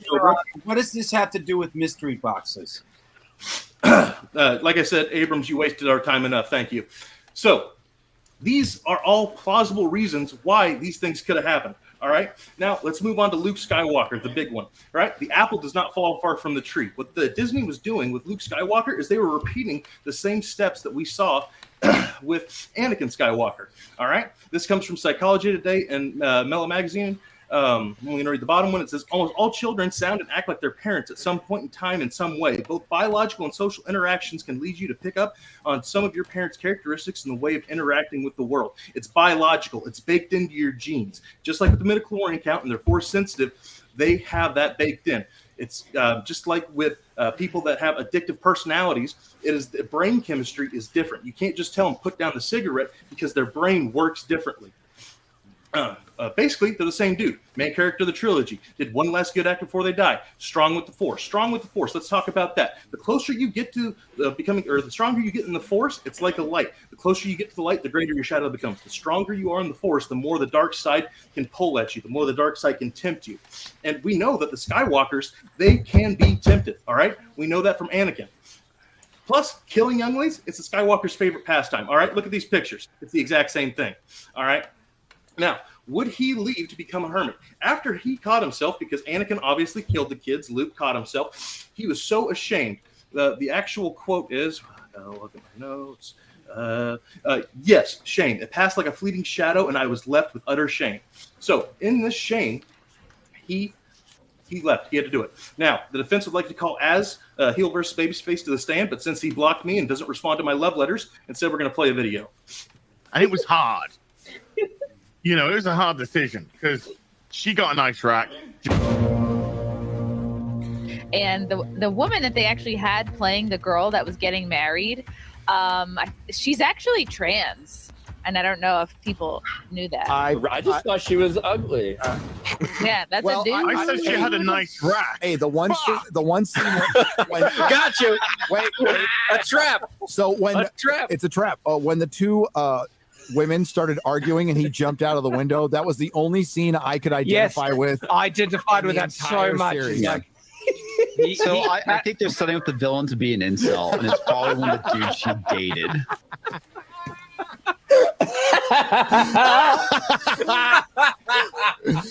Oh my god, it was so. That's why she was so obsessed with She-Hulk's actual boobs. Quarter fucking timeline. I do too. Hey, Az, you didn't fucking jerk off to her, did you? He did. He did. I thought about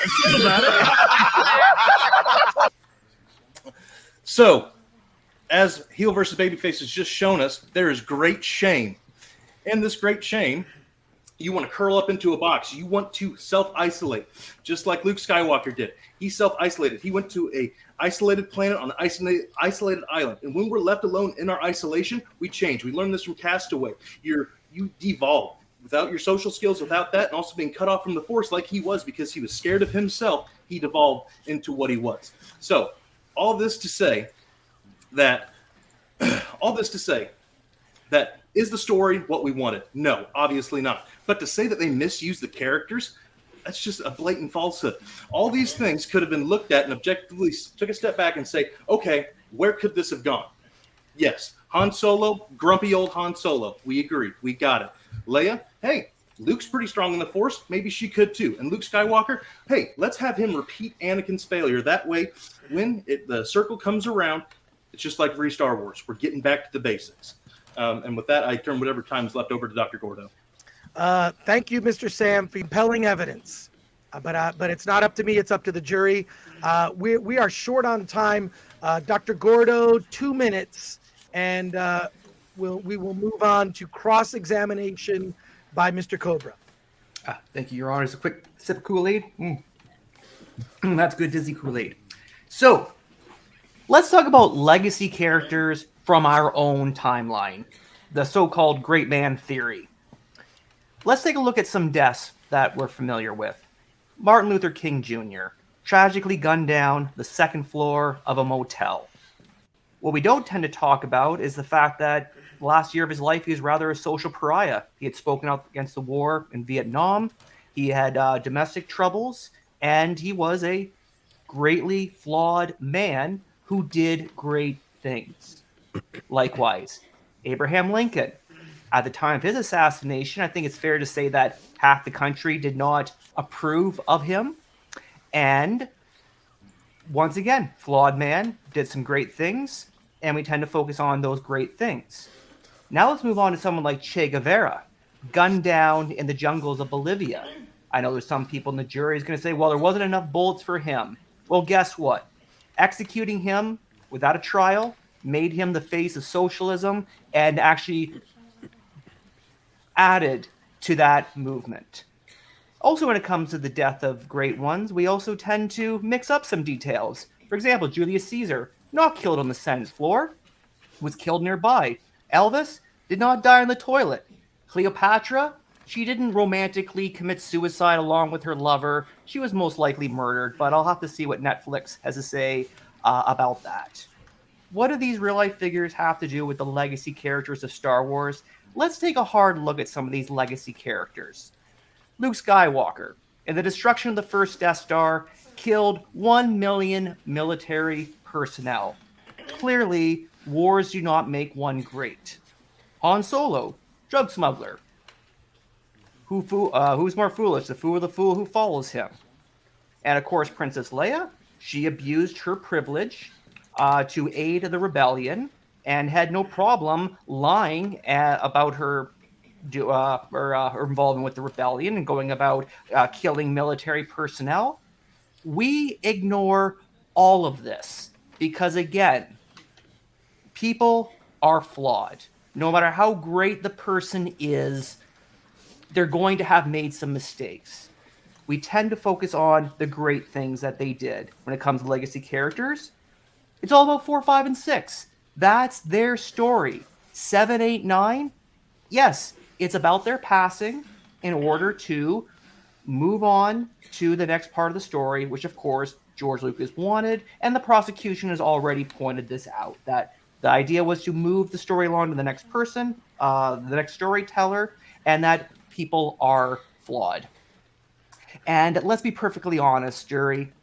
Is there a death for any of the legacy characters that you would have liked?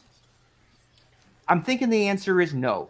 We simply don't want to see them go away because we love them so much. But there's no good ending for them. And of course, if you give them plot armor and you protect them from any risks, then that takes away from the story. So clearly here at Disney, we're in a no-win situation when it comes to this. We did our job. We moved the story along like George Lucas asked us to do, and we think everything is an absolute win. Thank you. Thank you, Dr. Gordo. Mr. Cobra, it is your opportunity to cross-examine briefly, and then we will move to open debate. So, I mean, essentially, I think you guys are doing a fantastic job of representing Disney because your entire argument is just to blame the audience for not liking the creative vision behind it and then trying to justify it by all of these ridiculous reaches when ultimately it's a really simple method here that, you know, Disney Star Wars is on trial because the fans widely rejected it. And you can say that there was no death that, you know, anyone would be happy with, but that's just not the case. We've seen death in films before that people thought were honorable and respectable. We are talking about the disrespect from the beginning. The reason that something like Disney Star Wars is on trial today and Cobra Kai isn't is because Cobra Kai did it the right way. And if Disney Star Wars would have done something with these legacy characters, much like a Cobra Kai, we wouldn't be here today. But my question is for the defense, have any of you seen Star Wars? You may answer. Yes. That's a fair question. Have you seen Star Wars? And I don't want to get a Leslie Headland, Harvey Weinstein's former personal assistant answer. I just love all Star Wars, or a Brie Larson answer. Have you seen Star Wars? And what's your favorite Star Wars movie? I personally have not. Who said that? JJ. It's me, Lenny S. Flair, aka JJ Abrams.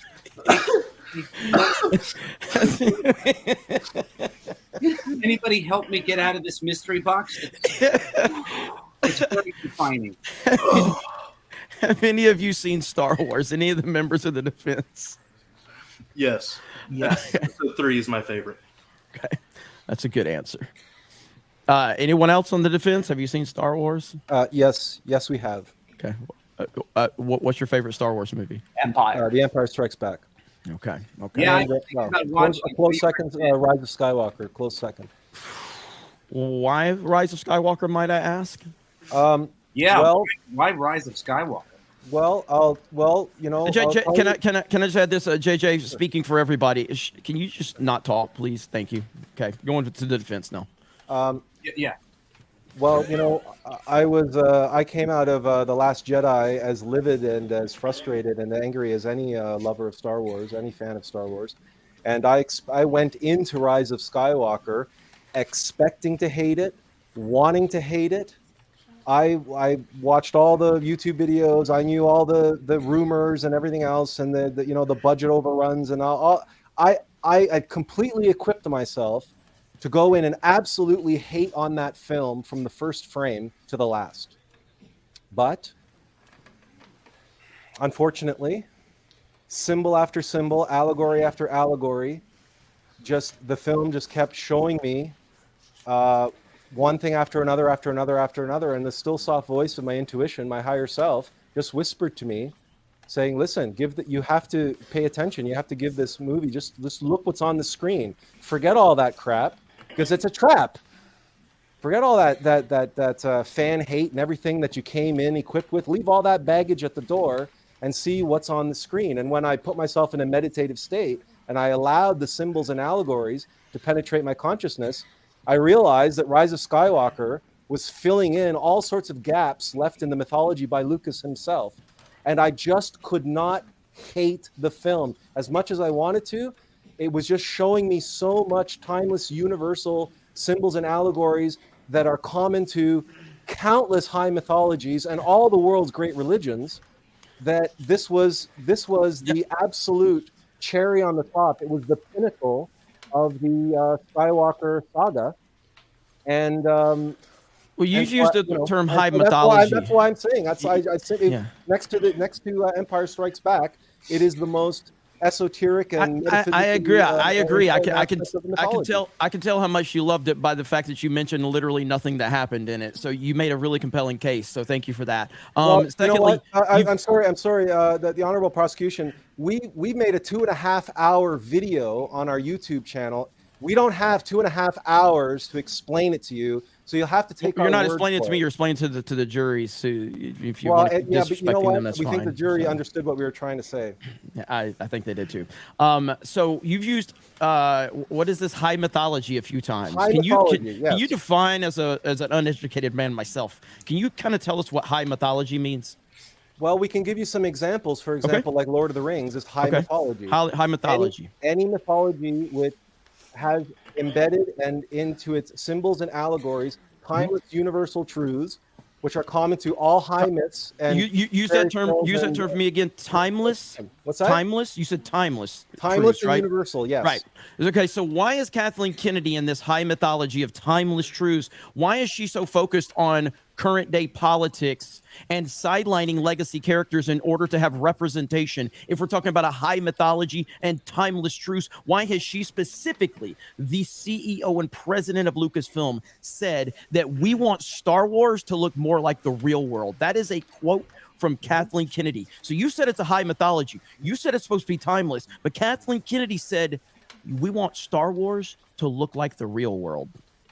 Because as we explained in our opening remarks of the defense, that the meta mythology being told in the Disney sequel trilogy is the hero's journey of Star Wars itself, and someone has to be the villain. Someone has to be the one that creates the politicization, just like Constantine politicized. Yeah, I would like you to answer the specific question that I asked you, and not a bunch of fluff and a bunch of big words. So again, why, if it's a timeless high mythology, did Kathleen Kennedy say Star Wars needs to look more like the real world? Can you tell me how those two connect? Because she's a useful idiot and she misspoke. That's a good answer. All right. Well, we're going to leave it at that for the. Excuse me. We're going to leave it at that for the cross-examination.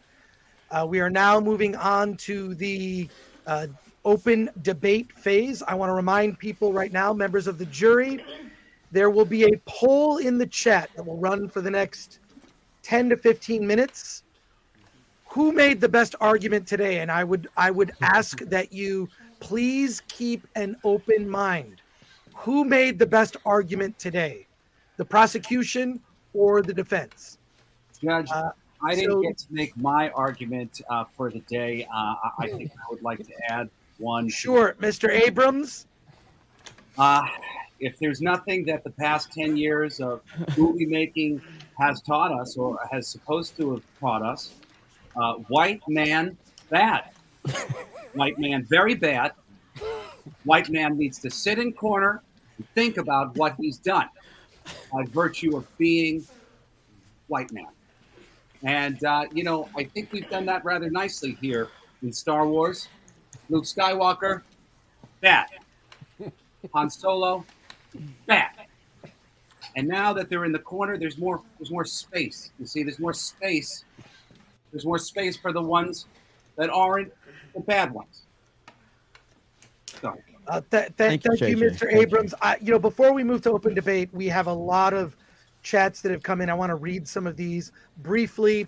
Larry for 2, Disney, Star Wars, Lucasfilm are indefensible, period. Kelechi O for 5. If the prosecution wants another easy win, just pair Gary and Az together. I'd feel bad for the defense that has to go up against them. Gary Beekler, Mr. Beekler, and Az from Heel versus Babyface will be here to debate Count 9. That airs in a couple of weeks. Castillo Perez for 5. To the esteemed defense, your argument is boring. I rest my case. And Eric Henson for 2 says, keep Maximus' name out your mouth. Well, there you are. Craig Wilson for 5. Best episode ever. Best episode so far. Much respect to everyone involved except for Jar Jar. Shaker Maker for 2. Just sends in 2. And a smoking smiley face emoji. Peter Quincy Taggart sends a 499 super sticker. 200 Watt Studio says, Your Honor, Mel Magazine is not a good magazine. Mr. Insanity for 499, defense has more spin than an effing tornado. Noah Sprague Studios for 5. A story built on themes is a foundation of sand, and a story built on character is a foundation of stone. Goes on to say for 5, a no-win scenario is the words of a corporation or a creative person can find a way to make anything work, even a character death. Dr. Gonzo became a new YouTube member. Thank you for that. Max Relax for 11 euros. When will Mauler be on? Well, let me just say, and I need to compliment Mr. Cobra here. It takes a lot of courage to appear on Critics' Court. Many have come here and been slaughtered. I have asked Mr. Mauler to appear. He has denied that request. I even was about to serve Mr. Cobra with a subpoena, and I did not. I did not need to use it. Mr. Cobra's here of his own accord, and I appreciate him for that. I thank him so much for his presence here in court. Mr. Mauler has been invited. Feel free to ask him on social media. He is a welcome voice here. All are welcome here. Jeffrey Hallam for 199. So, Disney trashing Han and Luke is God's holy work? And AJ Matheson for 5 says, is this a courtroom or a stock show? Because I smell some BS. And Ministry of Wrong Think for 999. Luke in The Last Jedi didn't have character growth. Luke arguably came back from being deconstructed by the end of the movie. That's not an arc. That's simply getting back to where he was already. Can I compliment his profile picture? It's Tim the Toolman Taylor as Thor with a hammer. That is amazing. That is amazing. That's a good picture. Noah Sprague Studios for 10. If I had a character whose arc was to become a better father to his kid, and in the sequel he left them, is a mismanage of a character. Interesting comment. High in the fur for 10. Objection, Your Honor. Conjecture. Luke was raised by his Uncle Owen and Aunt Beru. He would have picked up Owen and Beru's quirks, not Luke and Padme's. I think you mean Anakin and Padme's. Retribution 0 for 2. Can we subpoena JJ ahead of the Star Trek trial? I do want to let you know that on the final episode of Critics Court, which will be on, I believe, July 26th, you, the jury, will decide the franchise that will be in court next. We'll make a list, and you will decide whatever gets the most votes. That's what we're going to do. Shucksy for 5. I want to thank the defense for showing up today and giving their presentation. I appreciated the effort put into the research and the slideshow. Thank you for that. No Money G for 10. May God, baby Jesus, and George Lucas save us all. Hail Judge Gore, Frank Gore. Guilty, guilty, guilty. And John Orchard for 20. I have to admire the argument. Even if I don't agree with it, the problem with this is that they didn't kill off Jesus when Constantine turned to religion. He cleaned out a lot of confusing doctrines. And Crunchy Beaver says, let's ask Jar Jar Abrams some questions about the rise of Palpatine. Emperor back from the dead, Rey force healing, Chewbacca dying and then not dying, space horses, etc. How many babies did he put in the microwave? Another JJ comment, JJ does not understand story or character arc, says 200 Watt Studio. We're going to leave it at that for comments and questions. It is now open debate. The floor is now open for the defense and prosecution to open debate, and we will go to the final vote. Who do you think won the argument today? The defense or the prosecution, please.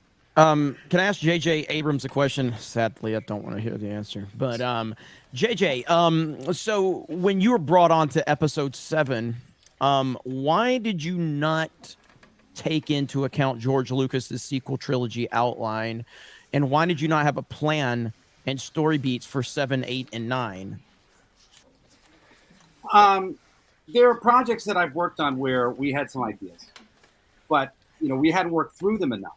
We had sometimes where we had some ideas, but then we weren't allowed to do them the way we wanted to. I've had all sorts of situations where you plan things in a certain way, suddenly find yourself doing something that's 180 degrees different. And sometimes it works really well and you feel like, wow, that really came together. And then other times you think, oh my God, I can't believe this is where we are right now. And sometimes when it's not working out, it's because it's what you planned. And other times when it's not working out, it's because it didn't. You never really know. Thank you, JJ. Appreciate that. Exactly what I expected. For the defense, now I brought up Cobra Kai earlier, and my hypothetical question for the defense would be, let's say hypothetically Disney Star Wars actually did what Cobra Kai did. And what Cobra Kai did is it basically had a 30-year gap of, characters that, we had an attachment to in some way, shape, or form. We open up that story and we basically are introduced to the characters as we expected them to be in the opening. And then we start going on this path, and suddenly they subverted our expectations, which is something Rian Johnson likes to say a lot. But with Cobra Kai, they did it in a way where they established where the old characters were. When the ones that we were emotionally attached to, we're going to reintroduce you to these characters immediately. We're going to show you where they are in life, and they are on opposite ends of the, what life has given them. And it's kind of what we expected. Daniel LaRusso is successful. He's a rock star. He's got a family. Everybody loves him. Johnny is just kind of drinking himself to misery. He's, losing his job. He doesn't have any direction in life. He's miserable. But as the story evolves, all of that changes. All of our expectations are changed. But in the process, we're introduced to new characters along the way.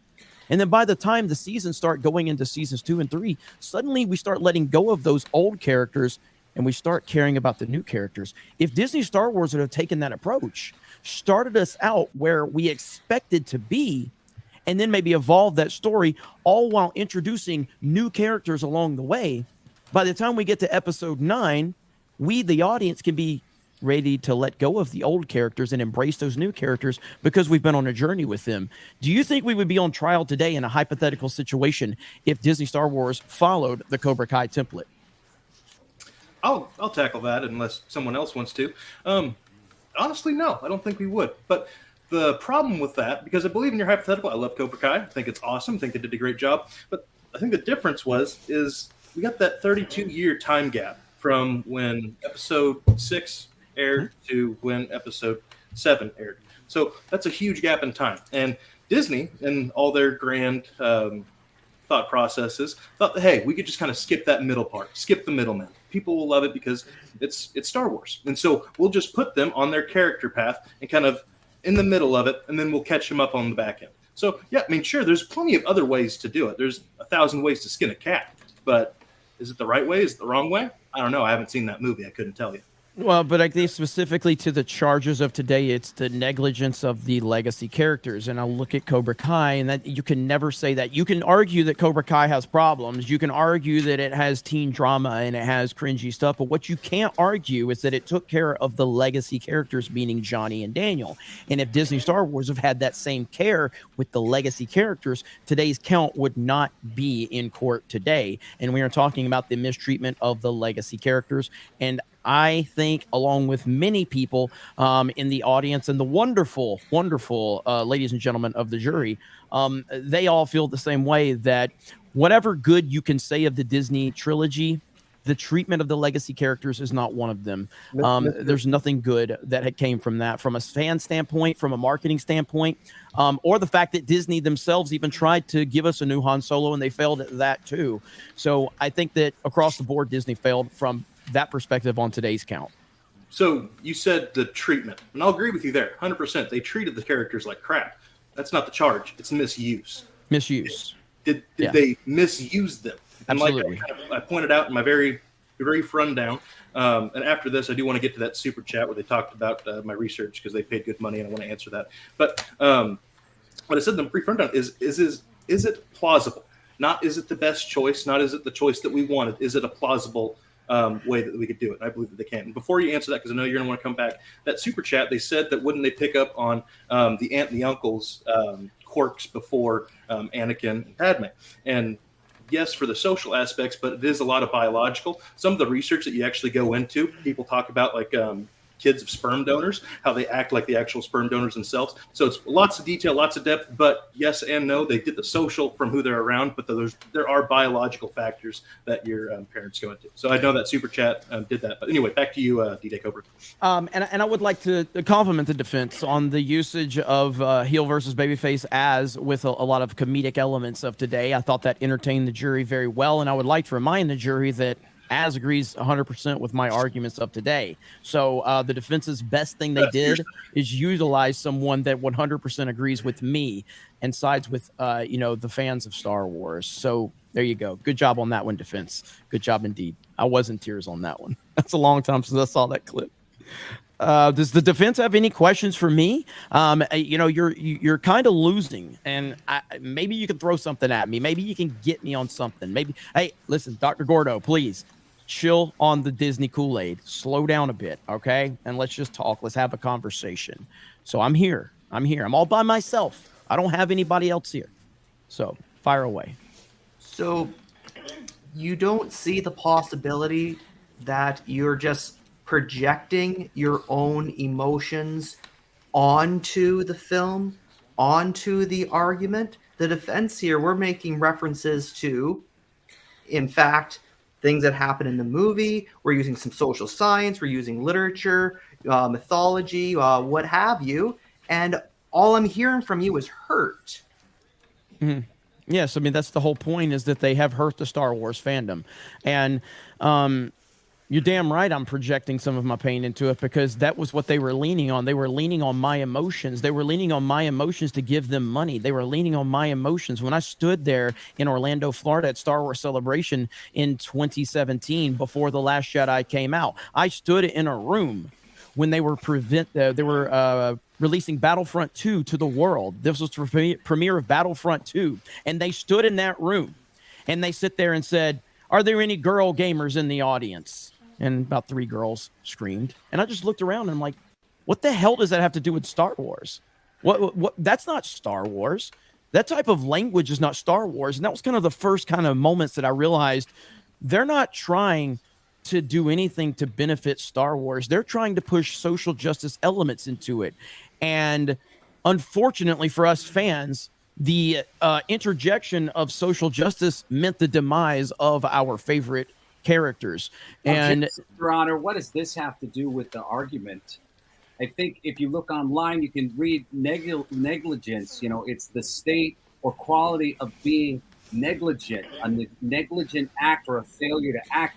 I think if there's any conversation you want to make with Disney Star Wars, it's that we acted too much and in all the wrong ways and overthought and chased our tails and did many foolish things, but it wasn't a lack of activity on the part of Disney Star Wars. I honestly believe this count should be thrown out the window completely. Negligent? No. Stupid? Sure. Negligent? No, we were not negligent. We did too much and the wrong things, but we did not do nothing.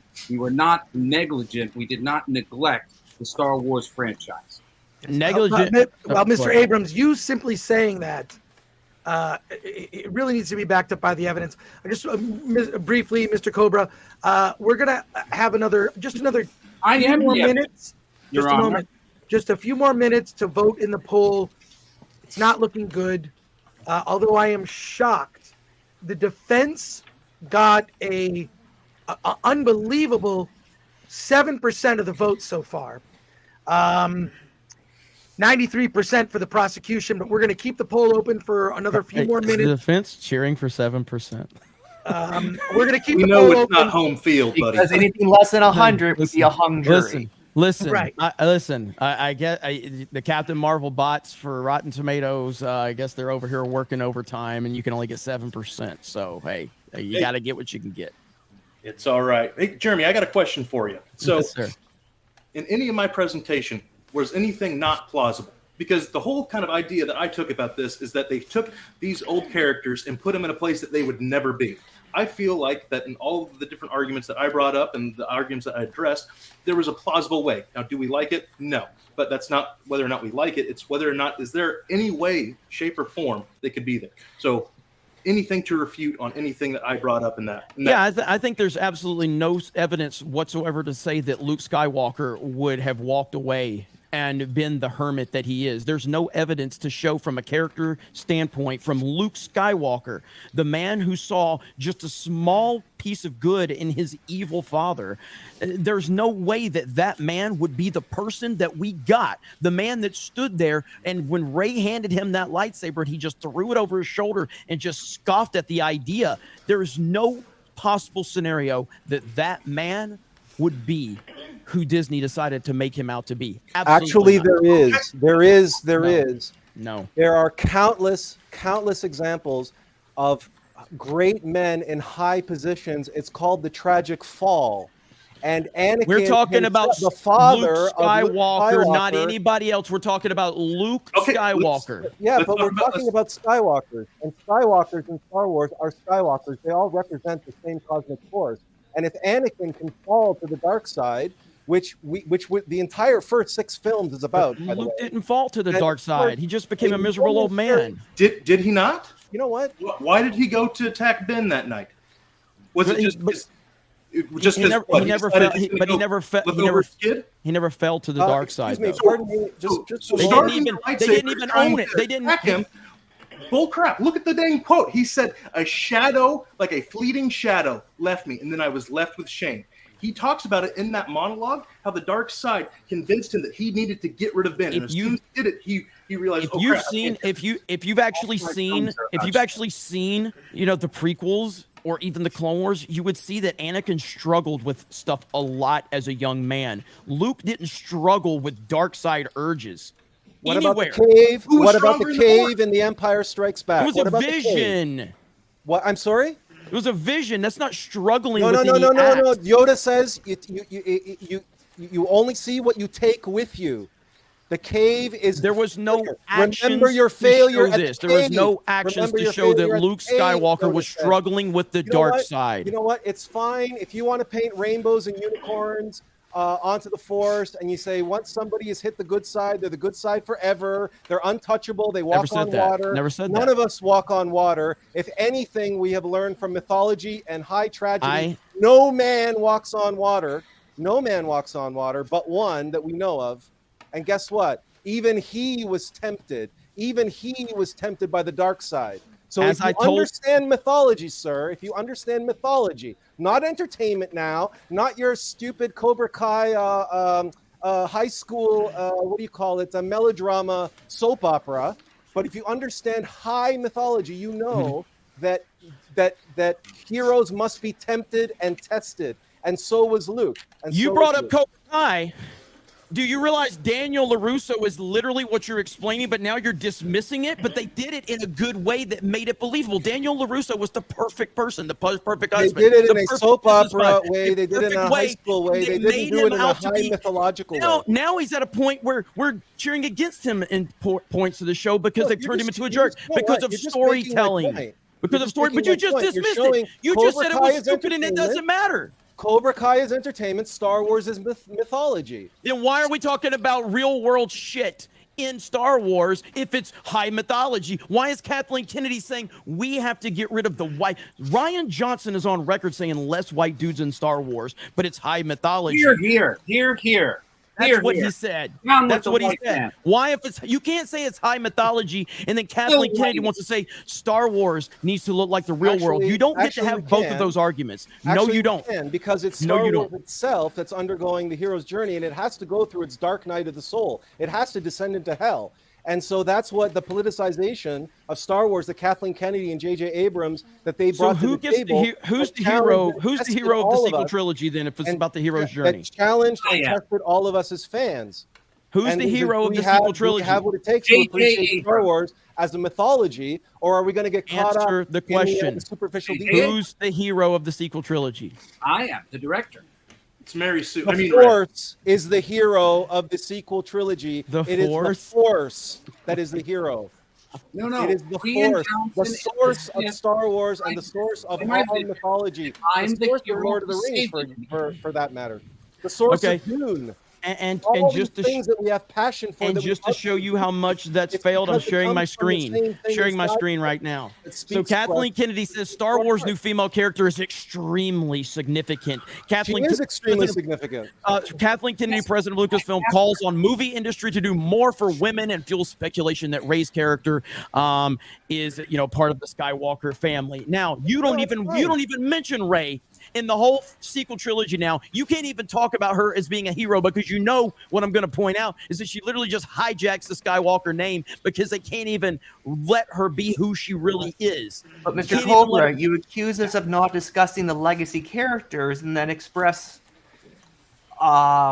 dismay that we're not talking about the new characters. No. So- What I'm saying is if you're not the point was by the end of episode 9, you should have told a proper story, allowing fans and this universe to revisit where our legacy characters are, while also giving them a proper send-off, while also introducing us to a new generation of characters that we would care about moving forward. They failed to do all of these things. All of these things were failed because if you can't sit there and tell me that the hero of the story is who Disney set out for it to be, and that was Rey, you just proved my point right there. You couldn't even tell me Rey was the hero because you know damn well she's not the hero because she's trash and Disney ruined all of the characters, not just the legacy characters. Mr. Abrams, when you had Carrie Fisher, Mark Hamill, and Harrison Ford on set and you told them what, you gave them direction as a director, did any of them ever say, well, no, I'm not filming this. This is so out of this character's wheelhouse. There's no way the audience is going to accept it, and therefore I'm not going to film it. Or because we saw what we actually saw in the film, it would seem that they agreed with your vision. Could you perhaps provide some clarification there? Did the actors refuse to do anything that you directed them to do? Well, of course, the actors did whatever they wanted, whatever we needed them to do, and they were very happy to do it. We were paying their bills. But, I think the most important thing for all of you to know is this is the first time I've ever met Mr. DDayCobra. I've never heard these brilliant ideas before. If we had taken a meeting, like now, it would have been 15 years ago, but we could have fixed this stuff. It would have been great. It would have been. I'm so sad that it took this long for these things to be. Well, I appreciate that, JJ. So you're basically saying all of my points are valid and correct, and if you would have done what I said, everything would have been good. So thank you for proving my point. Appreciate that, JJ. That's the first smart thing you've said all night long. Thank you, JJ Abrams. What I'm saying is there was no ill will or bad nature here. We were doing what we thought was the right thing to do. Then why didn't you pick up the phone and call George Lucas when you had questions, seeing as he was there? Because I wasn't allowed to because of pissing contests internally and because it was deemed that the fans didn't. Wait a minute. JJ, did you just tell me that you were not allowed to call George Lucas, the creator of Star Wars, when Kathleen Kennedy sat there across from him and said, we're going to lean on him? Are you telling me, are you telling the jury, are you telling this court that you, JJ Abrams, the person that was tasked, I'm telling you, you couldn't call George because Disney wouldn't allow you? Is that what you're telling me? I've got a boss, man. I've got a boss. But Mr. Cobra, by your own evidence, George Lucas would not have taken that call because they were broken up. That's not true. No, you don't understand exactly what timelines. George Lucas said. No, that was at the process of episode 7. They decided to move on. So yes, after they made the decision to throw away his script and throw away everything and move forward with a new vision, that's when George detached. But in the process of making 7, JJ could have simply said, "I want George's vision. I'm going to pick up the phone and call George. We want to know what George wants." DDayCobra, you're making the argument that the only way to have a successful trilogy was to have George Lucas at the helm, and that's a completely different argument for another day. The argument here is that we were negligent in our misuse of the legacy characters, that there's some sort of evil intent going on here. I love Star Wars. Do you believe that I have a big enough ego that I want to look good for all time, that I want to walk around Hollywood and I want everybody to look at me and think, there's Spielberg too? Do you think that that's true? Yes, 100% I believe that. Oh, is there negligence? Because it is embarrassing when you mess up a Star Wars movie and people are talking about it on the internet and putting your stupid movie on trial. This is not the way you would prefer things to be. So, no, there was no negligence. This isn't what we wanted to happen, or at least this isn't what I wanted to happen. Okay, then why don't you answer for this? If we're to believe that, then answer for this, J.J. Abrams, right here. J.J. Abrams' Bad Robot introduces diversity quota. The filmmaker's production company to implement a new policy created in the wake of Oscar So White. Don't you understand? Star Wars The Force Awakens has made waves casting John Boyega and Daisy Ridley, a young black man and a white woman, now leads figures the biggest Hollywood blockbuster of 2015. Now J.J. Abrams has signaled his ongoing efforts to help improve Hollywood diversity. So this means that you actively cast people based on identity politics and not to complement the story. That is proof of it, J.J. Abrams. That is proof. From Attack the Block. Did you order the code red? I picked the best actors of authentic ethnicities. Well, I appreciate this impassioned arguments here. We have questions from our jury. Before we get to the results, I will go through the results, and they are surprising. First off, Mr. Insanity for 199. Could we get Star Wars Theory on biggest Star Wars YouTuber? I would recommend that if you would like Star Wars Theory on, please reach out to him on social media and connect me on social media. I am that Chris Gore. So thank you for that. Tommy Reviews for 5. Why would you use Lincoln and Shay in your defense? They were tyrants.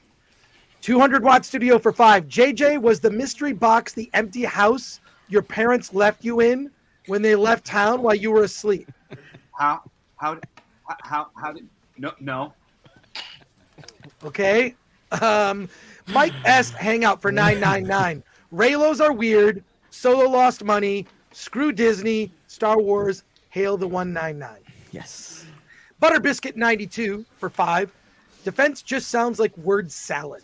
Like Lucasfilm on thinking they know better than the fans. Without respect, we reject. And then goes on to say, Luke became a coward. Han, a bad dad and husband. Leia, an all-powerful Jedi without much context to cover up for Rey. That's disrespect to fans. And continuing, Butterbiscuit 92 says, when you intentionally belittle your legacy characters to elevate Rey, you misuse your characters and disrespect your fans. The fans rejected it. T. Stoney for 10. To have a tragic fall, you have to have great writing and convincing elements in the story to set it up. This is revisionist nonsense, as bad as Star Trek Discovery / STD. Skotsky02 for 5. We don't need to deliberate. Hang that mouse now. I've got the rope right here. Please curb your enthusiasm, so to speak. Ivo for 5 pounds. This J.J. Abrams has me dying with laughter. 200-watt studio for 5. If the OG cast had refused to act, they would be sued for breach of contract. WG for 10. My 2 cents, this would be more entertaining if you guys wore robes and powdered wigs. It's not customary for attorneys to wear robes. I am wearing a robe. As you can see, I'm in a real courtroom, but powdered wigs was a relic from the past, and we're not going to be doing that here. But thank you for your super chat. Angry Yeti TV for 2. Jeremy missed his calling as an actual prosecutor. Well, there you go, Jeremy. That was quite a compliment. Jeffrey Hallam for 499. See, I can't even say 99 anymore. Everything is 99. It's I blame you, Mr. Cobra. So it is. So if somebody super chatted, it was me and Ryan live on Geeks and Gamers Daily, and someone super chatted talking about they were mad because we were making fun of Star Wars Celebration, and he said it's been around since, he meant to say 1999, but he said it's been around since 199. You fucking idiots! And the chat turned it into a meme. I monetized it, and it's never going away. So love you all. Well, here's what's very funny. I was actually at that very first Star Wars Celebration in 199. 199. There you go. Jeffrey Allen for 499. Action communicates intent more than words. I saw 7, 8, not 9. Jesus, 8. Disney Star Wars. I know what they intended to do because they acted on it. And Cylon Killa for 5 just sends in 5. And thank you for that support. The results of the poll are this. Who made the best argument today? It actually changed. Prosecution 91%, defense 8%. The poll completes with 743 votes. That's more than half the people watching. I assume everyone else was driving and couldn't vote. Final thoughts for today's session in court. We're going to go around the horn.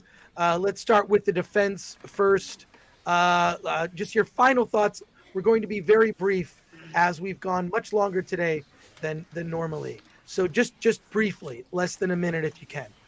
Just a quick moment, Your Honor, to commend DDayCobra on his one-man show for the prosecution. It wasn't an easy task. He was outnumbered, and so the defense just wants to send our respect to the prosecution in this in today, and he did a wonderful job for making his case. And excuse me, Mr. Allux, you have a 2-hour video that you sent me.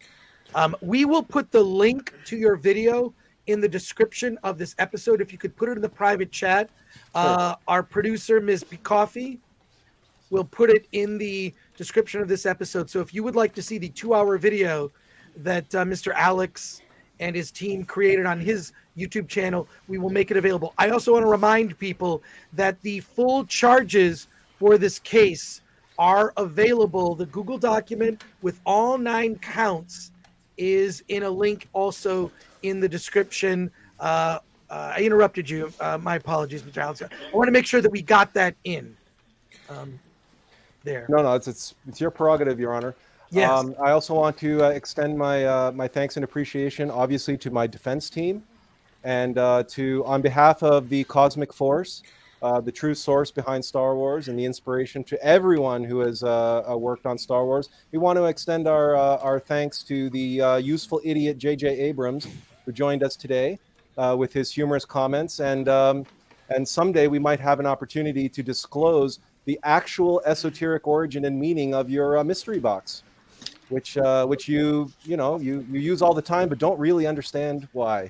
Oh, by the way, are you still stuck in your mystery box, or did you get out? No, yeah. I mean, here I am. It's cool. Just, I don't. How do you?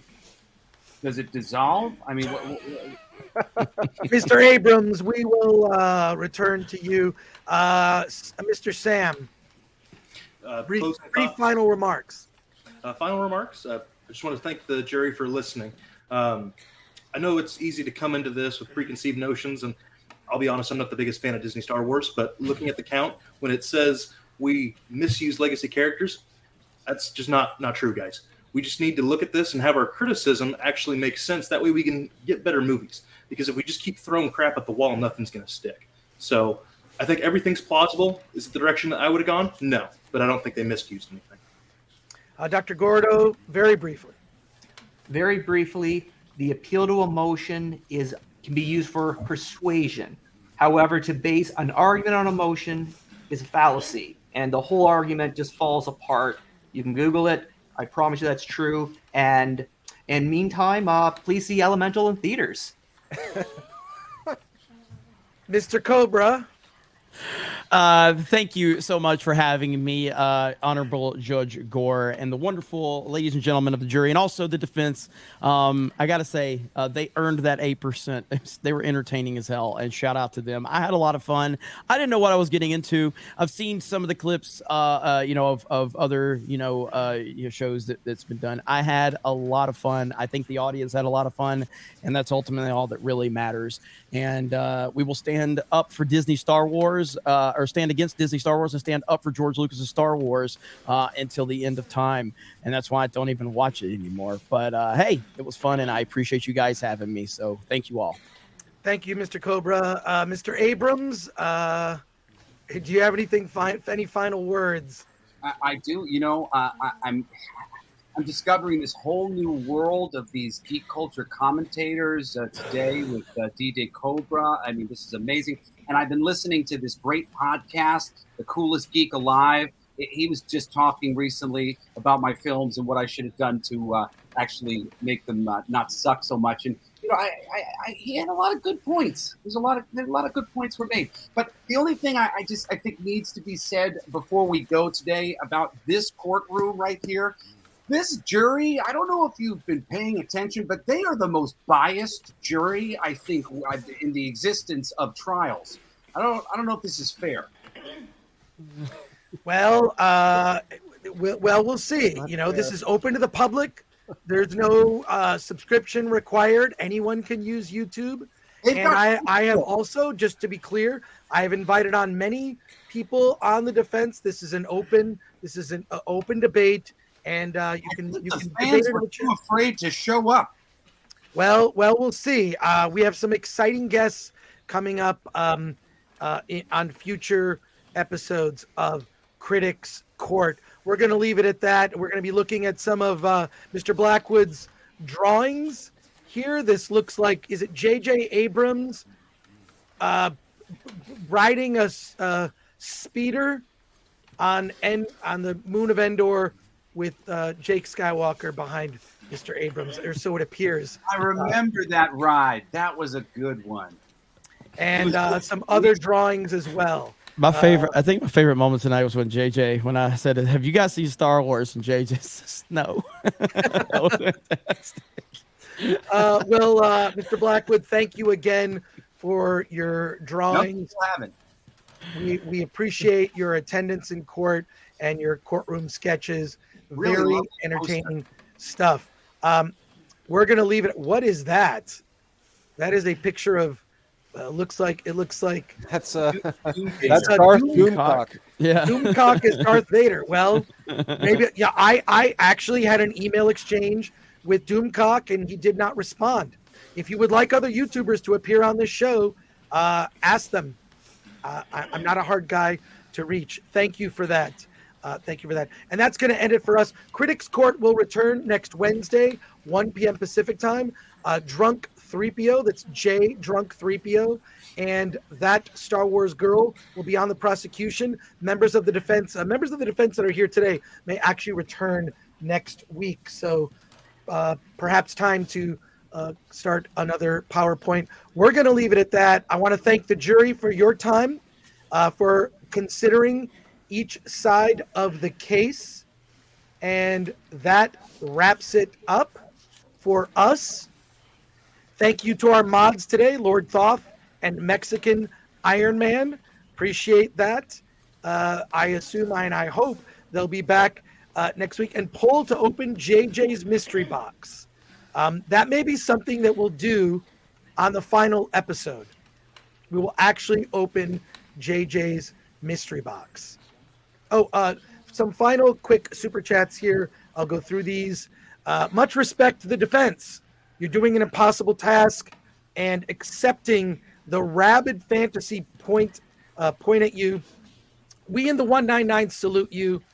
You guys did a great job, but Disney's guilty, says Hayden75. And Floral from Under a Rock for 5. Don't talk about the history of Christianity when you're clearly uneducated on that topic. That was the dumbest application, and it's all wrong. Never mind, Star Wars. All right, well, there you are. Thank you all. Thank you to members of the jury. We will be back next week. My colleague, Alan Ng, will return. And thank you again. That's it. Court is now over for today. See you next week.